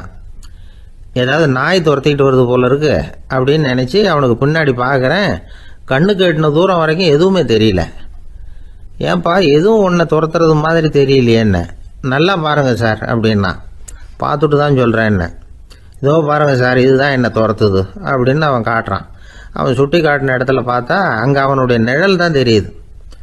என்னப்பா சொல்கிற அப்படின்னு சொல்லி அவனை சந்தேகமாக பார்த்தேன். அதுக்கப்புறம் தான் அவன் விவரமாக பேசினான். சார், எனக்கு என் நிழலை கண்டா பிடிக்கிறதில்ல, எப்போ பார்த்தாலும் இது என்னையே பின்தொடர்ந்து வந்துக்கிட்டு இருக்குது. இதை என்னால் சகிக்கவே முடியல. இதை என்கிட்டேருந்து பிரிக்கிறதுக்கு எவ்வளவோ முயற்சிகள்லாம் பண்ணி பார்த்துட்டேன், முடியலன்னா. அப்படி என்னென்ன முயற்சிகள் பண்ணினேன் அப்படின்னு கேட்டேன். அவன் என்னென்ன செஞ்சாங்கிறத விவரமாக சொன்னான். அவன் என்ன பண்ணியிருக்கிறான், ஒரு பெரிய குழியை தோண்டி அதில் தன்னுடைய நிழலை புதைச்சிருவோம் அப்படின்னு முடிவு பண்ணிட்டு மண்வெட்டி எடுத்துக்கிட்டு தோட்டத்து பக்கம் போயிருக்கான். ஆழமாக ஒரு குழியை தோண்டியிருக்கான். குனிஞ்சு பார்க்குறான். அந்த குழிக்குள்ளே தன்னுடைய நிழல் தெரியுது. ஆஹா, இதுதான் சமயம், நிழல் இப்போ குழிக்குள்ளே இருக்கு, மண்ணை போட்டு மூடி விடலாம் அப்படின்னு நினச்சிக்கிட்டு கொஞ்சம் மண்ணை அள்ளி போட்டான். பார்த்தா இப்போ அந்த நிழல் அந்த மண்ணுக்கு மேலே வந்து நிற்கிது. இது ஏதுடா வம்பா போச்சு அப்படின்னு அவசரமாக மண்ணை வாரி போட்டு மூடி பார்க்குறான். குழி பூராவும் மூடி விட்டு பார்க்குறான். மறுபடியும் நிழல் மேலே வந்து உட்காந்துக்கிட்டு இருக்குது. சரி, இதை குழியில் புதைக்க முடியாது அப்படின்னு முடிவு பண்ணிட்டு இதை இங்கேயே இப்படியே விட்டுட்டு ஒரே ஓட்டமாக ஓடி போடுவோம் அப்படின்னு நினச்சி எடுத்தான் ஓட்டம். அது காலை நேரம். இவன் மேற்க நோக்கி ஓடிக்கிட்டு இருக்கிறான். ஓடி ஓடி பார்க்குறான், நிழல் இவனை விட வேகமாக இவனுக்கு முன்னாடி ஓடிக்கிட்டு இருக்கு. சரி, திரும்பி ஓடி பார்ப்போம் அப்படின்னு நினச்சிக்கிட்டு அப்படியே சடார்னு திரும்பி ஓட ஆரம்பித்தான். பார்த்தான், அப்பாடா நிழலை காணலை. கொஞ்சம் தூரம் ஓடி ஒரு இடத்துல நின்று அப்படியே சாவகாசமாக திரும்பி பார்க்குறான். பின்னாடி நின்றுக்கிட்டு இருக்குது நிழல்.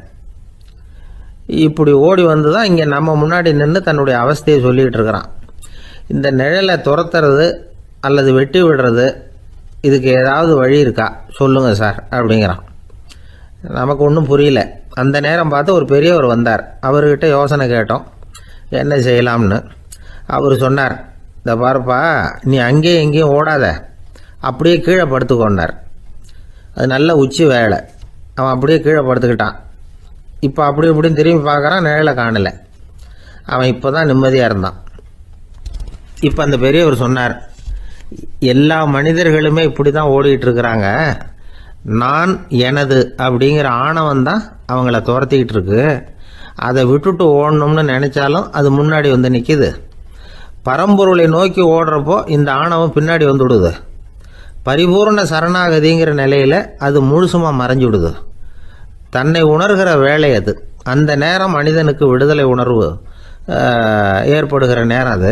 அப்படிப்பட்ட சுதந்திர மனிதர்களாக எல்லாரும் மாறி போயிட்டாங்கன்னா இந்த உலகமே இன்பமயம் அப்படின்னு ஒரு விளக்கம் கொடுத்தார் பெரியவர். நம்மால் ஒருத்தர் வேகமாக ஓடி வந்துக்கிட்டு இருந்தான். ஏன்டா அப்படி ஓடி வர்ற அப்படின்னு கேட்டார் எதிரில் வந்தவர். ஆசை துரத்துது, அதுதான் ஓடி வர்றேன்னா. உனக்கு என்ன ஆசைன்னு கேட்டார். எனக்கு ஒன்றும் ஆசை இல்லைங்க, என்னை எப்படியாவது பிடிச்சுடணும்னு போலீஸ்காரங்களுக்கு ஆசை. அந்த ஆசை இப்போ என்னை துரத்தி பின்னாடி வந்துக்கிட்டு இருக்குது. அதுதான் தப்பிச்சு வந்துக்கிட்டு இருக்கிறேன். குறுக்க நிற்காதீங்க சார், வழியை விடுங்க அப்படின்னு சொல்லிவிட்டு வேகமாக ஓடி மறைஞ்சான்.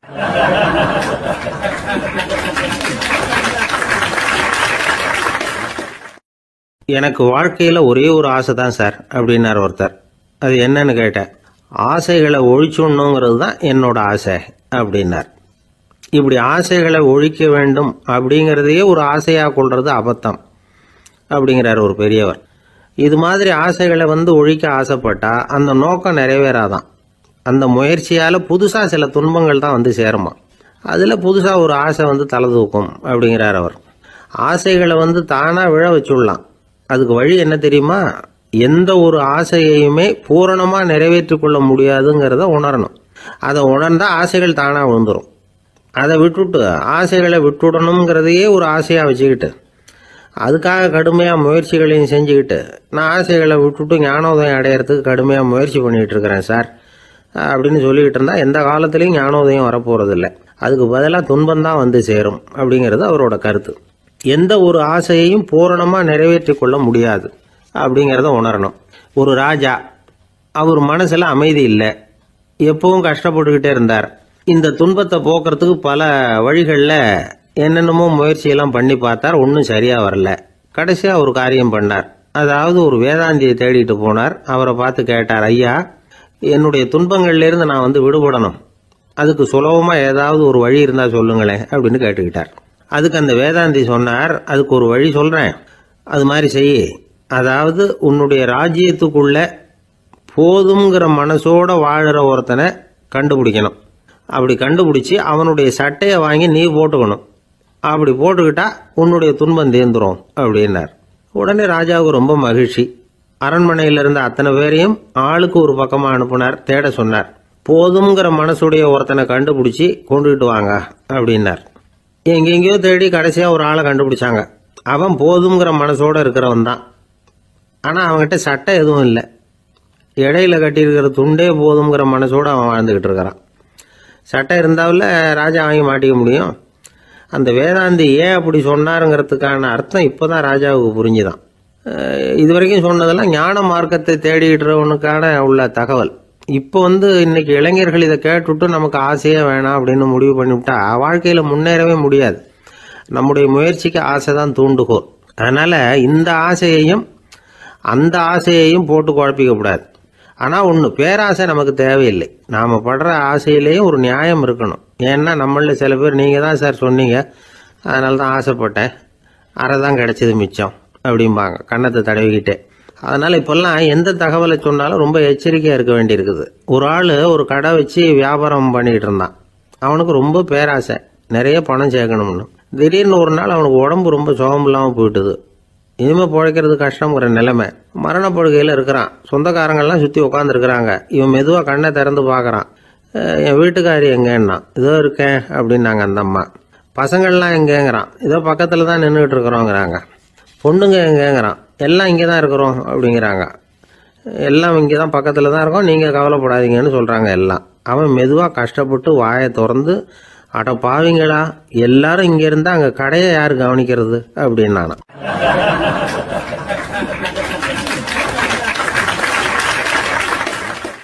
ஜப்பானில் உள்ள ஒரு புத்த விகாரை. அங்கே ஒரு வயசான பௌத்த குரு தங்கியிருக்கிறார். ஒரு நாள் ராத்திரி கடுமையான குளிர். அவரால் தாங்க முடியல. பார்த்தார், மரத்தில் செஞ்ச புத்த சிற்பங்கள் அங்கே நிறைய இருந்தது. அதில் ஒன்றை எடுத்து அதுக்கு தீ மூட்டி அந்த நெருப்பில் குளிர் காஞ்சிக்கிட்டு இருக்கிறார். மர சிற்பம் தீ வச்சதும் படபடன்னு வெடிக்க ஆரம்பிச்சுட்டுது.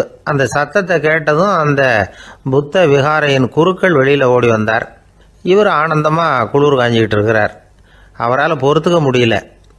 தெருவில் திரிஞ்சுக்கிட்டு இருந்த அந்த பெரியவரை இங்கே தங்க அனுமதிச்சதே அவர் தான். இவர் இப்படி பண்ணுறாருன்னு நினச்சிக்கிட்டே அவரை கோபமாக பார்த்தார். ஏன் இப்படி கோபமாக பார்க்குறீங்க, இப்படி உட்காருங்க அப்படிங்கிறாரு இவர். அவருக்கு இன்னமும் கோபம் வந்துட்டுது. எங்கள் கடவுளை எரிச்சுட்டீங்களே அப்படின்னு சத்தம் போட்டாராம். அப்படியா அப்படின்னு கேட்டுக்கிட்டே அந்த சாம்பலை கிளறினார் இவர். என்ன செய்கிறீங்கன்னு கேட்டிருக்காரு அவர். நான் எலும்புகளை தேடுறேன்னாராம். நீங்கள் ஒரு பைத்தியம், இது ஒரு மர சிற்பம், இதில் எலும்புகள் கிடையாது அப்படின்னாராம். அவருக்கு கோபம் வந்துட்டுது. உடனே வெளியில் போங்கன்னு கத்தியிருக்கார். வெளியில் தள்ளி கதவையும் சாத்தி விட்டாராம். மறுநாள் காலையில் கதவை திறந்து பார்த்தா அந்த வயசான பெரியவர் ஒரு மைல்கல் மேலே சில காட்டு பூக்களை வச்சு புத்தம் சரணம் கச்சாமின்னு சொல்லிக்கிட்டே இருக்கிறார். இவருக்கு சந்தேகமாக போட்டுது. கிட்ட போனார். என்ன செஞ்சுக்கிட்டு இருக்கீங்கன்னு கேட்டார். இது என்னுடைய காலை நேர பிரார்த்தனைனாராம். நிஜமாவே நீங்கள் ஒரு பைத்தியமாக தான் இருக்கணும், ஏன்னா அது ஒரு மைல்கல் அப்படின்னாராம். இப்போ அந்த பெரியவர் சொன்னாராம், நீங்கள் ஒரு மரத்தை புத்தராக நினைக்கும் பொழுது நான் ஏன் ஒரு மைல்கல்ல புத்தராக நினைக்கக்கூடாது? நான் புத்தரை எரிக்கலாம், ஏன்னா அவரை நான் நேசிக்கிறேன். அந்த சிற்பம் மரத்தால் ஆனதுங்கிறது எனக்கு தெரியும். நான் ஒரு மைல்கல்லை தொழலாம், ஏன்னா அது எனது பூக்களை தாங்குது. நான் இந்த மைல்கல்லுக்குள்ளே மறைஞ்சிருக்கிற புத்தரை பார்க்கிறேன். யாராவது ஒரு சிற்பி இதை சிலையாக்கினாதான் நீங்கள் புத்தரை பார்க்க முடியும். அன்னைக்கு ரொம்ப குளிராக இருந்தது. நான் எனக்குள்ளே இருக்கிற புத்தரையும் பாதுகாக்கணும். உள்ளே இருக்கிற புத்தரை காப்பாற்றுறதுக்காக வெளியில் உள்ள புத்தரை எரிக்கலாம், அதில் ஒன்றும் தப்பு இல்லை. அது அவருடைய போதனையிலேயே இருக்கு. உனக்குள் ஜோதியாக இரு அப்படிங்கிறது அவருடைய போதனை. என்னுடைய புத்தர் குளிரில் நடுங்கிட்டு இருந்தார். அந்த மர சிற்பங்கள் வெயில் மழையில் உணர்ச்சி இல்லாமல் இருந்தது, அதனால் அப்படி பண்ணினேன். ஆனால் நீங்கள் என்ன பண்ணீங்க? நான் ஒரு மர புத்தரை எரிச்சதுக்காக உயிருள்ள புத்தரை வெளியில் தள்ளி கதவை சாத்தினீங்க அப்படின்னாராம் அந்த பெரியவர். உண்மையான பக்திங்கிறது இதுதான். அதாவது உனக்குள் ஜோதியாக இரு அப்படின்னு புத்தர் சொன்னார் இல்லையா, அது மாதிரி தனக்குள் ஜோதியாக இருக்கிற இந்த காலத்து ஆசாமிகள் நிறைய பேர் உண்டு. எப்பவும் போதையிலேயே இருக்கிறவங்க. ஒரு நாள் நடு ராத்திரி ஒரு மது கடையில் ஒரு ஆள் அங்குள்ள சிப்பந்திகள் கிட்ட கேட்டுக்கிட்டு இருக்கிறான். மறுபடியும் இந்த கடை எப்போ திறப்பாங்கன்னு கேட்டானா. நாளைக்கு காலையில் 8 மணிக்கு திறப்பாங்க அப்படின்னு நானா அங்கே இருந்த ஆள். அவன் திருப்பி திருப்பி அதையே கேட்டுக்கிட்டு இருக்கான். இவனுக்கு பதில் சொல்லி சொல்லி அழுத்து போச்சு. அதான் சொல்கிறேன் ஐயா, நாளைக்கு காலையில் வா அப்படின்னாங்களாம். அதுக்கு இவன், நான் வர்றதுக்காக கேட்கலையா, நேத்திக்கு வந்தவன் உள்ளேயே மாட்டிக்கிட்டேன், வெளியில் போகிறதுக்காக கேட்டேன் அப்படின்னானான்.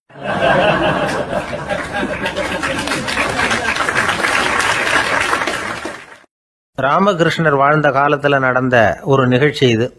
அப்போ ஒரு ஓவியர் இருந்தாராம். அவருக்கு ஒரு ஆசை, ராமகிருஷ்ணர் படத்தை வரையணும், அதை அவர்கிட்டயே கொண்டுட்டு போய் காட்டி அபிப்பிராயம் கேட்கணும். இதுதான் அந்த ஓவியரின் ஆசை. உடனே ராமகிருஷ்ணர் படத்தை வரைஞ்சி முடித்தார். அதை எடுத்துக்கிட்டு போனார். இவர் போன சமயம் அங்கே ராமகிருஷ்ணர் சீடர்களோடு உட்காந்துருக்கிறார். விவேகானந்தர் அங்கே இருக்கிறார். இந்த ஓவியர் கொண்டுகிட்டு போய் தான் வரைந்த ஓவியத்தை அவர்கிட்ட காட்டினார். ராமகிருஷ்ண பரமஹம்சரின் ஓவியத்தை ராமகிருஷ்ணர்கிட்டயே காட்டுறார். ராமகிருஷ்ணர் என்ன பண்ணார் தெரியுமா? அந்த படத்தை பார்த்தார். உடனே அது காலை தொட்டார். குருதேவருடைய இந்த செயல் சீடர்களுக்கு ரொம்ப வியப்பை உண்டு பண்ணிச்சு. சில பேர் மனசுக்குள்ளேயே ரொம்ப குழம்பி போக ஆரம்பிச்சிட்டாங்க, என்ன இப்படி பண்ணுறாருன்னு. என்ன இது அவரோட படம், அவரே அவரோட படத்தின் காலை தொடுறார் அப்படின்னு யோசிச்சாங்க. சில பேர் ஒன்றும் புரியாமல் ஒருத்தர் பார்த்து சிரிச்சுக்கிட்டாங்க. அந்த இடத்துல சீடர்கள் மட்டும் இல்லை, சீடர் அல்லாத பல பேர் இருந்தாங்க. தன்னுடைய காலை தானே தொடர இவருடைய செயல் பற்றி என்ன நினைக்கிறது அப்படின்னு அவங்களும் குழம்பி போய் நிற்கிறாங்க. அந்த படத்தை வரைஞ்சி அவர்கிட்ட காட்டின அந்த ஓவியருக்கும் அதிர்ச்சி. இருந்தாலும் அவர் சீடர் கிடையாது. அதனால் கொஞ்சம் துணிச்சலை வர வச்சுக்கிட்டு கேட்டார், என்னங்க இது, என்னால் என்னுடைய கண்களையே நம்ப முடியல. இது உங்கள் சொந்த உருவப்படம், நீங்கள் உங்கள் சொந்த கால்களையே தொடுறீங்க, இது எங்களுக்கு கொஞ்சம் சங்கடமாக இருக்குதே அப்படின்னார். ராமகிருஷ்ணரின் கண்களில் ஆனந்த கண்ணீர் வழிஞ்சுதான். அவர் சொன்னாராம், இது என்னோட படம்ங்கிறது எனக்கு தெரியும், ஆனால் இது என்னோட படம்ங்கிறதுனால நான் இதோட காலை தொடலை. நீ என்னுடைய சமாதி நிலையை இந்த படத்தில் படம் பிடிச்சி காட்டியிருக்கிற, அதனால் அதோட காலை தொடறேன். சமாதி நிலையில் யார் இருந்தாலும், அது என்னுடைய படமாக இருந்தாலும் சரி அல்லது வேற யாருடைய படமாக இருந்தாலும் சரி, படம் யாருதுங்கிறது முக்கியம் இல்லை. இதில் எது முக்கியம்னா அது தன்னை உணர்ந்த ஒரு உணர்நிலையின் படம். அப்படி இருக்கிறப்போ அதோட காலை நான் தொடணும். அதுக்கு நீங்கள் எல்லாரும் ஏன் சங்கடப்படுறீங்கன்னு எனக்கு தெரியல அப்படின்னாராம். இப்போ தான் அங்கே இருந்த சீடர்களுக்கும் மற்றவங்களுக்கும் விவரம் புரிஞ்சுதான். இதுக்கு முன்னாடி யாரும் செய்யாததை இவர் செஞ்சிருக்கிறார், ஆனால் அவருடைய காரணம் ரொம்ப நியாயமானது அப்படிங்கிறத உணர்ந்தாங்களாம். இதுவரைக்கும் ஆன்மீகத்தில் சமாதி நிலை, அதாவது தன்னை உணர்ந்த நிலை பற்றி புரிஞ்சுக்கிட்டோம். இல்லறத்தில் ஏற்படக்கூடிய சமாதி நிலை பற்றி உங்களுக்கு தெரியுமா? ஒரு அம்மா டாக்டர்கிட்ட வந்து சொன்னாங்களாம், டாக்டர், என் வீட்டுக்காரருக்கு உடம்புல ஏதோ கோளாறுன்னு நினைக்கிறேன், நான் எவ்வளவு நேரம் பேசினாலும் காதில் விழாதது மாதிரி உட்கார்ந்துருக்கிறார் அப்படின்னாங்களாம். அதுக்கு அந்த டாக்டர் சொன்னாராம், அம்மா, அது உடம்பு கோளாறு இல்லை, அது ஒரு பெரிய திறமை அப்படின்னாராம்.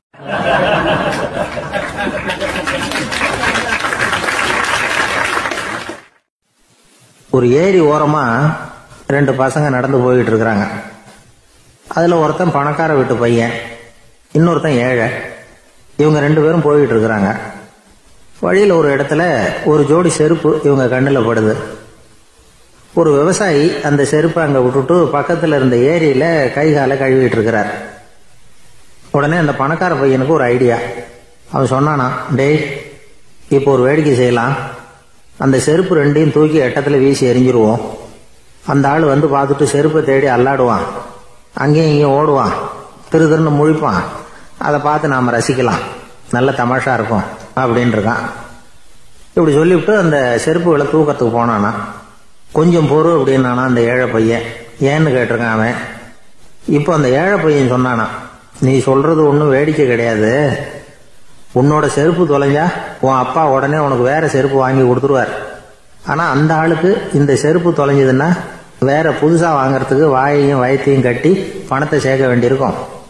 அதனால நான் ஒரு வேடிக்கை சொல்கிறேன், அது மாதிரி செய், அது இன்னமும் தமாஷா இருக்கும் அப்படின்னு நானா. எப்படி அது சொல்லுன்னு இருக்கான் அவன். செருப்பு 2ம் அது இருக்கிற இடத்துலயே இருக்கட்டும், உன் சட்டை பையிலிருந்து ஒரே ஒரு ₹1 நாணயத்தை எடு, அதை அந்த செருப்பு மேலே அதோட குதிகால் பகுதியில் வச்சுட்டு நாம் 2 பேரும் அந்த மரத்துக்கு பின்னாடி ஓடி போய் மறைஞ்சு நின்றுக்குவோம், அப்புறம் பாரு வேடிக்கை அப்படின்னா. அதே மாதிரி ₹1 காசு செருப்பு மேலே வச்சுட்டு இவங்க 2 பேரும் மறைஞ்சு நின்றுக்கிட்டாங்க. கொஞ்ச நேரத்தில் அந்த விவசாயி வந்தார். காலில் உள்ள மண்ணை தட்டிவிட்டு செருப்பை மாட்டுறதுக்காக போனார். அங்கிருந்த காசு கண்ணில் போட்டுட்டுது. அவருக்கு ஆச்சரியமா போச்சு. அதை கையில் எடுத்து பார்க்கிறார். 4 பக்கமும் திரும்பி திரும்பி பார்க்கிறார், யார் இதை வச்சிருப்பான்னு. கடைசியில் ஆகாயத்தை பார்க்கிறார். ஆண்டவா, இது உன்னோட கருணை தான், நீ தான் யாரோ புண்ணியவான் மனசுல தர்மம் பண்ற எண்ணத்தை உண்டாக்கி இருக்கிற, அந்த புண்ணியவான் நல்லா இருக்கணும் அப்படின்னு வாழ்த்தி அந்த காசை கண்ணில் ஒத்திக்கிட்டாராம். மறைஞ்சிருந்து பார்த்துக்கிட்டு இருந்த ஏழை பையன் இப்படி சொன்னான், பாத்தியா உன்னை புண்ணியவான்னு வாழ்த்தி விட்டு போறார் அந்த ஆள், அவருக்கும் சந்தோஷம், அதை பார்த்து நமக்கும் சந்தோஷம். உனக்கு 1 ரூபாங்கிறது ஒரு பெரிய விஷயம் இல்லை, ஆனா அதனால நமக்கு கிடைச்சிருக்கிற மகிழ்ச்சி ரொம்ப உயர்வானது அப்படின்னு நானா. வேடிக்கையும் கிண்டலும் இது மாதிரி அடுத்தவங்களுக்கு இடைஞ்சலா இல்லாம இருக்கணும் அப்படிங்கிறார் கலைவாணர். ஆனா பாருங்க, அவருக்கே இடைஞ்சலா வர்ற விஷயங்களை கூட அவர் வேடிக்கையா தான் எடுத்துக்கிட்டாராம். ஒரு தடவை ஒருத்தர் கலைவாணர்கிட்ட வந்து, ஐயா என் குழந்தை செத்து போச்சு அப்படின்னு சொல்லி அழுதாராம். உடனே இவர் அவருக்கு 100 ரூபாய் பணத்தை கொடுத்து, இந்தாங்க அடக்கம் செய்யுங்க அப்படின்னு சொல்லி அனுப்பி வச்சாராம். 1 வருஷம் கழிச்சு மறுபடியும் அதே ஆள் வந்திருக்கார். இவர் மறந்துருப்பாருங்கிற நினைப்புல, அண்ணே என் குழந்தை இறந்து போச்சுண்ணே அப்படின்னாராம். இவர் மறுபடியும் 100 ரூபாய் கொடுத்து ஆறுதல் சொல்லி அனுப்பி வச்சாராம். 7-8 மாசம் கழிச்சு மறுபடியும் அதே ஆள் வந்திருக்கார். அவர் வாயை திறக்கிறதுக்கு முன்னாடியே இவர் 100 ரூபாய் அவர் கையில வச்சு, போன 2 தடவை தான் குழந்தை செத்து போச்சு, இந்த தடவையாவது அதை சாகாம காப்பாத்தி விடு அப்படின்னு சொல்லி அனுப்பி வச்சாராம். அதுக்கப்புறம் அந்த ஆள் வர்றதே இல்லையா.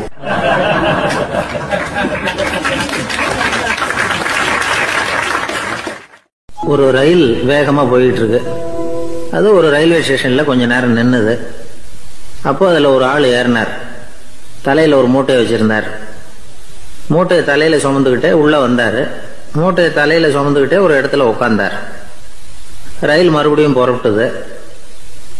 இவர் தன் தலையில இருந்த மூட்டையை கீழே இறக்கி வைக்கணும்ல, வைக்கல, சுமந்துகிட்டே வர்றார். எதிரில் உட்கார்ந்துருந்தவர் கேட்டார், ஏங்க ஏன் இப்படியே உட்கார்ந்து இருக்கிறீங்க தலையில மூட்டையை வச்சுக்கிட்டு, மூட்டையை கீழே இறக்கி வைக்கலாமே அப்படின்னார். வேணாங்க, பாவம், தலையில இருக்கிற மூட்டையை இறக்கி ரயில்ல வச்சா ரயிலுக்கு பாரம் அதிகமா இருக்கும் அப்படின்னார் அவரு. இப்படி ஒரு ஆளை பார்த்தா நமக்கு சிரிப்பு தான் வரும். ஏன்னா ரயிலுங்கிறது அந்த மூட்டையையும் சேர்த்து சுமந்துக்கிட்டு தான் போகுது. அவன் அந்த மூட்டையை தலையில வச்சிருந்தாலும் ஒண்ணுதான், தரையில வச்சிருந்தாலும் ஒண்ணுதான். அதனால ரயிலுக்கு எந்த மாற்றமும் ஏற்பட போறதில்லை. அதே மாதிரி தான் நம்ம மனமும். இதுவும் ஒரு தேவையில்லாத சுமை, அனாவசியமா சுமந்துகிட்டு இருக்கிறோம். இத கீழே இறக்கி வச்சுட்டா வாழ்க்கை பிரயாணம் சுகமா இருக்கும். ரயில் பிரயாணம் பண்ற அந்த ஆள் மூட்டையை சுமக்கிறான், வாழ்க்கை பிரயாணம் பண்ற நாம மனசை சுமக்கிறோம். இது ரெண்டுக்கும் எந்த வித்தியாசமும் இல்லை. மனசை கீழே இறக்கி வச்சுட்டா பாரம் இல்லாமல் வாழலாம், பறவைகள் மாதிரி பறக்கலாம், குழந்தைகள் மாதிரி கள்ளங்கபடம் இல்லாம வாழலாம். இந்த வெளி உலகத்துல நாம நிலை பெற்று இருக்கணும், வேரூன்றி இருக்கணும். அதே சமயம் நம்முடைய உள்வெளியில ஆன்மீக வாழ்க்கையில பாரம் இல்லாம இருக்கணும். அப்போ பறக்கணும், நதியை போல ஓடணும், மிதக்கணும், பயணம் சுகமா இருக்கும், களைப்பு தெரியாது, கவலை தெரியாது. ஒரு சீடன் போதி தர்மரை நாடி வந்தான். குருவே, நீங்கள் என்ன வெறுமையாக இருக்க சொன்னீங்க, நான் இப்ப மறுபடியும் வெறுமையானவன் ஆகிட்டேன், அதனால இப்ப என்ன செய்ய சொல்றீங்க என்ன அப்படின்னு சொல்லி நின்னான். உடனே அந்த குரு பக்கத்துல இருந்த ஒரு குச்சியை எடுத்து அவன் தலையில அடிச்சு, போய் அந்த வெற்றுத்தன்மையையும் வீசி எறிந்து விட்டு வா அப்படின்னார். நான் இப்போ காலியா இருக்கிறேன்னு ஒருத்தன் சொல்றான்னு வச்சுங்க, அது உண்மை இல்லை. ஏன்னா இன்னமும் அதுல நான்கிற எண்ணம் இருக்குது. எந்த சிந்தனையும் இல்லாம இருக்கிறது கடினம் தான். ஆனாலும் மனிதன் அதுல உள்ள நுட்பத்தை புரிஞ்சுக்கிட்டான்னா, இவ்வளவு தூரம் தூக்கி சுமந்துக்கிட்டு வந்த அந்த மனதின் முட்டாள்தனத்தை அவனே பார்த்துட்டு சிரிப்பான். இதுதான் பெரியவங்க சொல்லியிருக்கிற ஆலோசனை. நம்மால் ஒருத்தன் தலையில ஒரு பெரிய மூங்கில் கூடையோட ரயில்ல உட்கார்ந்தான். கூடை தலையில இருந்தது, கீழே இறக்கி வைக்கல. எதிரில் இருந்தவர் கேட்டார், ஏங்க எதுக்காக அதை அனாவசியமா சுமந்துகிட்டே இருக்கீங்க, கீழே இறக்கி வைங்களேன்னார். இல்லைங்க, நான் வீட்டை விட்டு புறப்படும் பொழுதே என் பையன் சொல்லிவிட்டான், கூடைய தலையை விட்டு இறக்கக்கூடாதுன்னு அப்படின்னார். அவன் சின்ன பையன், விவரம் இல்லாம சொல்லியிருப்பான். இப்ப என்ன நேரில் வந்தா பாத்துக்கிட்டு இருக்கிறான், நீங்க இறக்கி வைங்கன்னார் அவர்.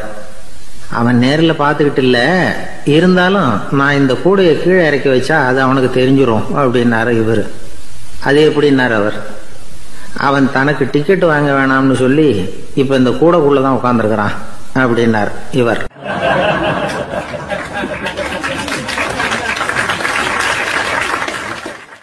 எனக்கு தெரிஞ்ச ஒருத்தர் இருக்கார்.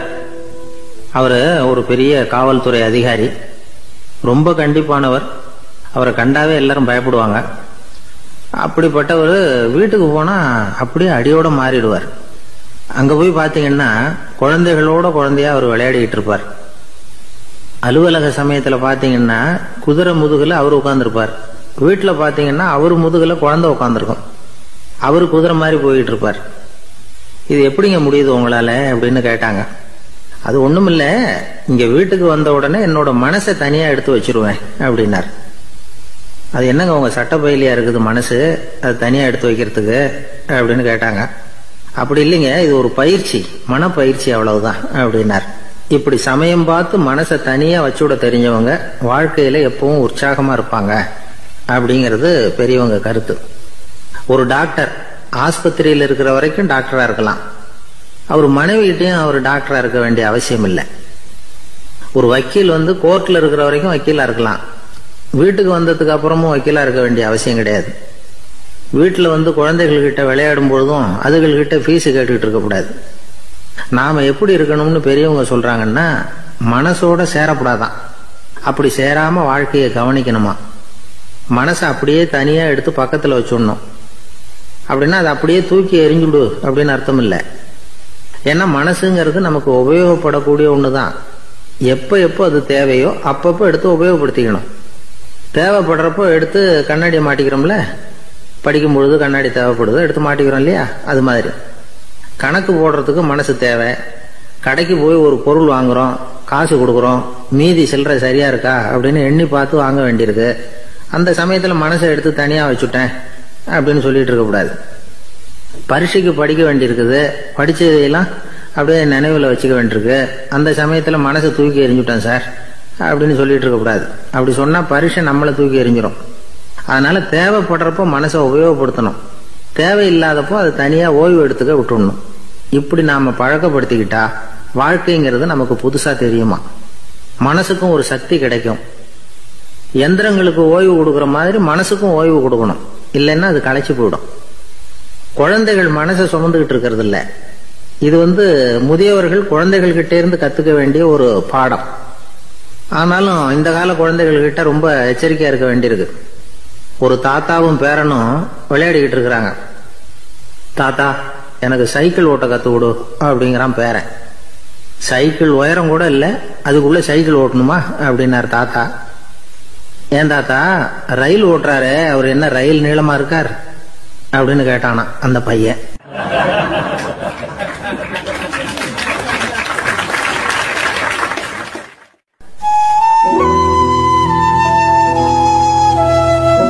இருக்கிறாங்க. அந்த வழியா போறவங்க வர்றவங்க எல்லாம் அந்த இடத்துல நின்று அது என்ன மண்டபம் அப்படின்னு விசாரிக்க ஆரம்பிச்சாங்க. அந்த அப்பாவும் பிள்ளையும் தான் வர்றவங்களுக்கு எல்லாம் விவரம் சொல்லிட்டு இருக்கிறாங்க.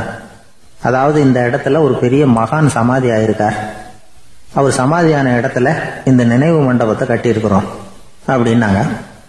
ஊரு பூரா இந்த செய்தி பரவிச்சு. நிறைய பேர் அந்த இடத்தை தேடி வர ஆரம்பிச்சாங்க. இங்க கொஞ்ச நேரம் உட்காந்துட்டு போனா மனசுக்கு ஒரு நிம்மதி கிடைக்குது அப்படின்னாங்க. அங்க இருந்த உண்டியல்ல நிறைய காசு போட்டுட்டு போறாங்க. பணம் கிடுகிடுன்னு நிறைய சேர ஆரம்பிச்சுட்டுது.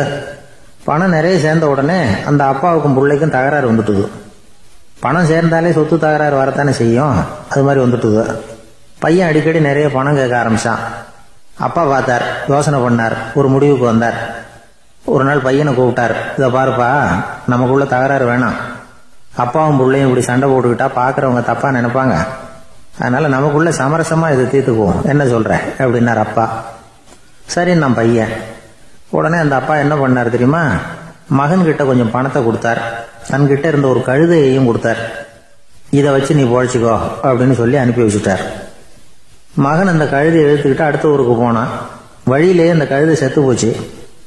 உடனே என்ன பண்ணலாம்னு யோசனை பண்ணான். ஒரு ஐடியா வந்தது. அந்த கழுதைய ஒரு சாலை ஓரமா புதைச்சான். கையில் இருந்த பணத்தை வச்சு அந்த இடத்துல ஒரு கல் மண்டபம் கட்டினான். அந்த வழியா 2 பேர் வந்தாங்க. இது என்ன மண்டபம்னு விசாரிச்சாங்க. இந்த இடத்துல ஒரு பெரிய மகான் சமாதி ஆயிருக்கிறார் அப்படின்னா. இந்த செய்தி ஊர் பூரா பரவ ஆரம்பிச்சுட்டுது. நிறைய பேர் வந்து போக ஆரம்பிச்சாங்க. இங்க வந்தா மனசுக்கு ஒரு பெரிய நிம்மதி கிடைக்குது அப்படின்னு வேற சொல்ல ஆரம்பிச்சாங்க. வர வர கூட்டம் அதிகமா வர ஆரம்பிச்சுட்டுது. உண்டியல்ல பணம் நிறைய சேர்ந்துட்டுது. நகையெல்லாம் கூட கழட்டி காணிக்கையா போட ஆரம்பிச்சுட்டாங்க. அப்பாவை விட மகன் பெரிய ஆளாயிட்டான். இதை கேள்விப்பட்டார் அப்பா. பையனை பார்த்துட்டு வரலாம்னு ஒரு நாள் புறப்பட்டு வந்தார். பையன் ஓஹோன்னு இருக்கிறான், பங்களா காரு எல்லாம் வந்துட்டுது. எப்படிடா இந்த அளவுக்கு ஆனே அப்படின்னு விசாரிச்சார். அப்பா, எல்லாம் உங்க ஆசீர்வாதம் தான், நீங்க கொடுத்த மூலதனத்தை வச்சுதான் இவ்வளவும் சம்பாதிச்சேன் அப்படின்னு நான் பையன். அது எப்படிடான்னு விசாரிச்சார். அப்பா, நீங்க ஒரு கழுத குட்டியும் கொஞ்சம் பணமும் என்கிட்ட கொடுத்து அனுப்பி வச்சுங்க, அதை எடுத்துக்கிட்டு வந்தேன். வர்ற வழியில் அந்த கழுதை செத்து போச்சு. உடனே யோசனை பண்ணேன், அந்த கழுதையை இந்த இடத்துல புதைச்சேன், கையில் இருந்த பணத்தை வச்சு மண்டபம் கட்டினேன். மகான் ஒருத்தர் சமாதி ஆயிருக்கார் அப்படின்னு வதந்தியை கிளப்பி விட்டேன். ஜனங்கள்லாம் ஏமாந்து போய் காசை கொண்டாந்து போட ஆரம்பிச்சிட்டாங்க. நான் பொழைச்சிக்கிட்டு இருக்கிறேன் அப்படின்னா. இப்பதான்டா நீ என் புள்ள அப்படின்னு சொல்லி சந்தோஷப்பட்டாரான் அந்த அப்பா. ஏன் அப்படி சொல்றீங்கன்னு கேட்டிருக்கான் பையன். கழுத குட்டியை புதைச்சி மண்டபம் கட்டி இருக்கிற நீ, ஏற்கனவே நம்ம ஊர்ல நாம கட்டி இருக்கிறோமே மண்டபம், அது இந்த கழுதையோட அம்மாவை புதைச்ச இடம். மகான் சமாதி ஆயிருக்காருன்னு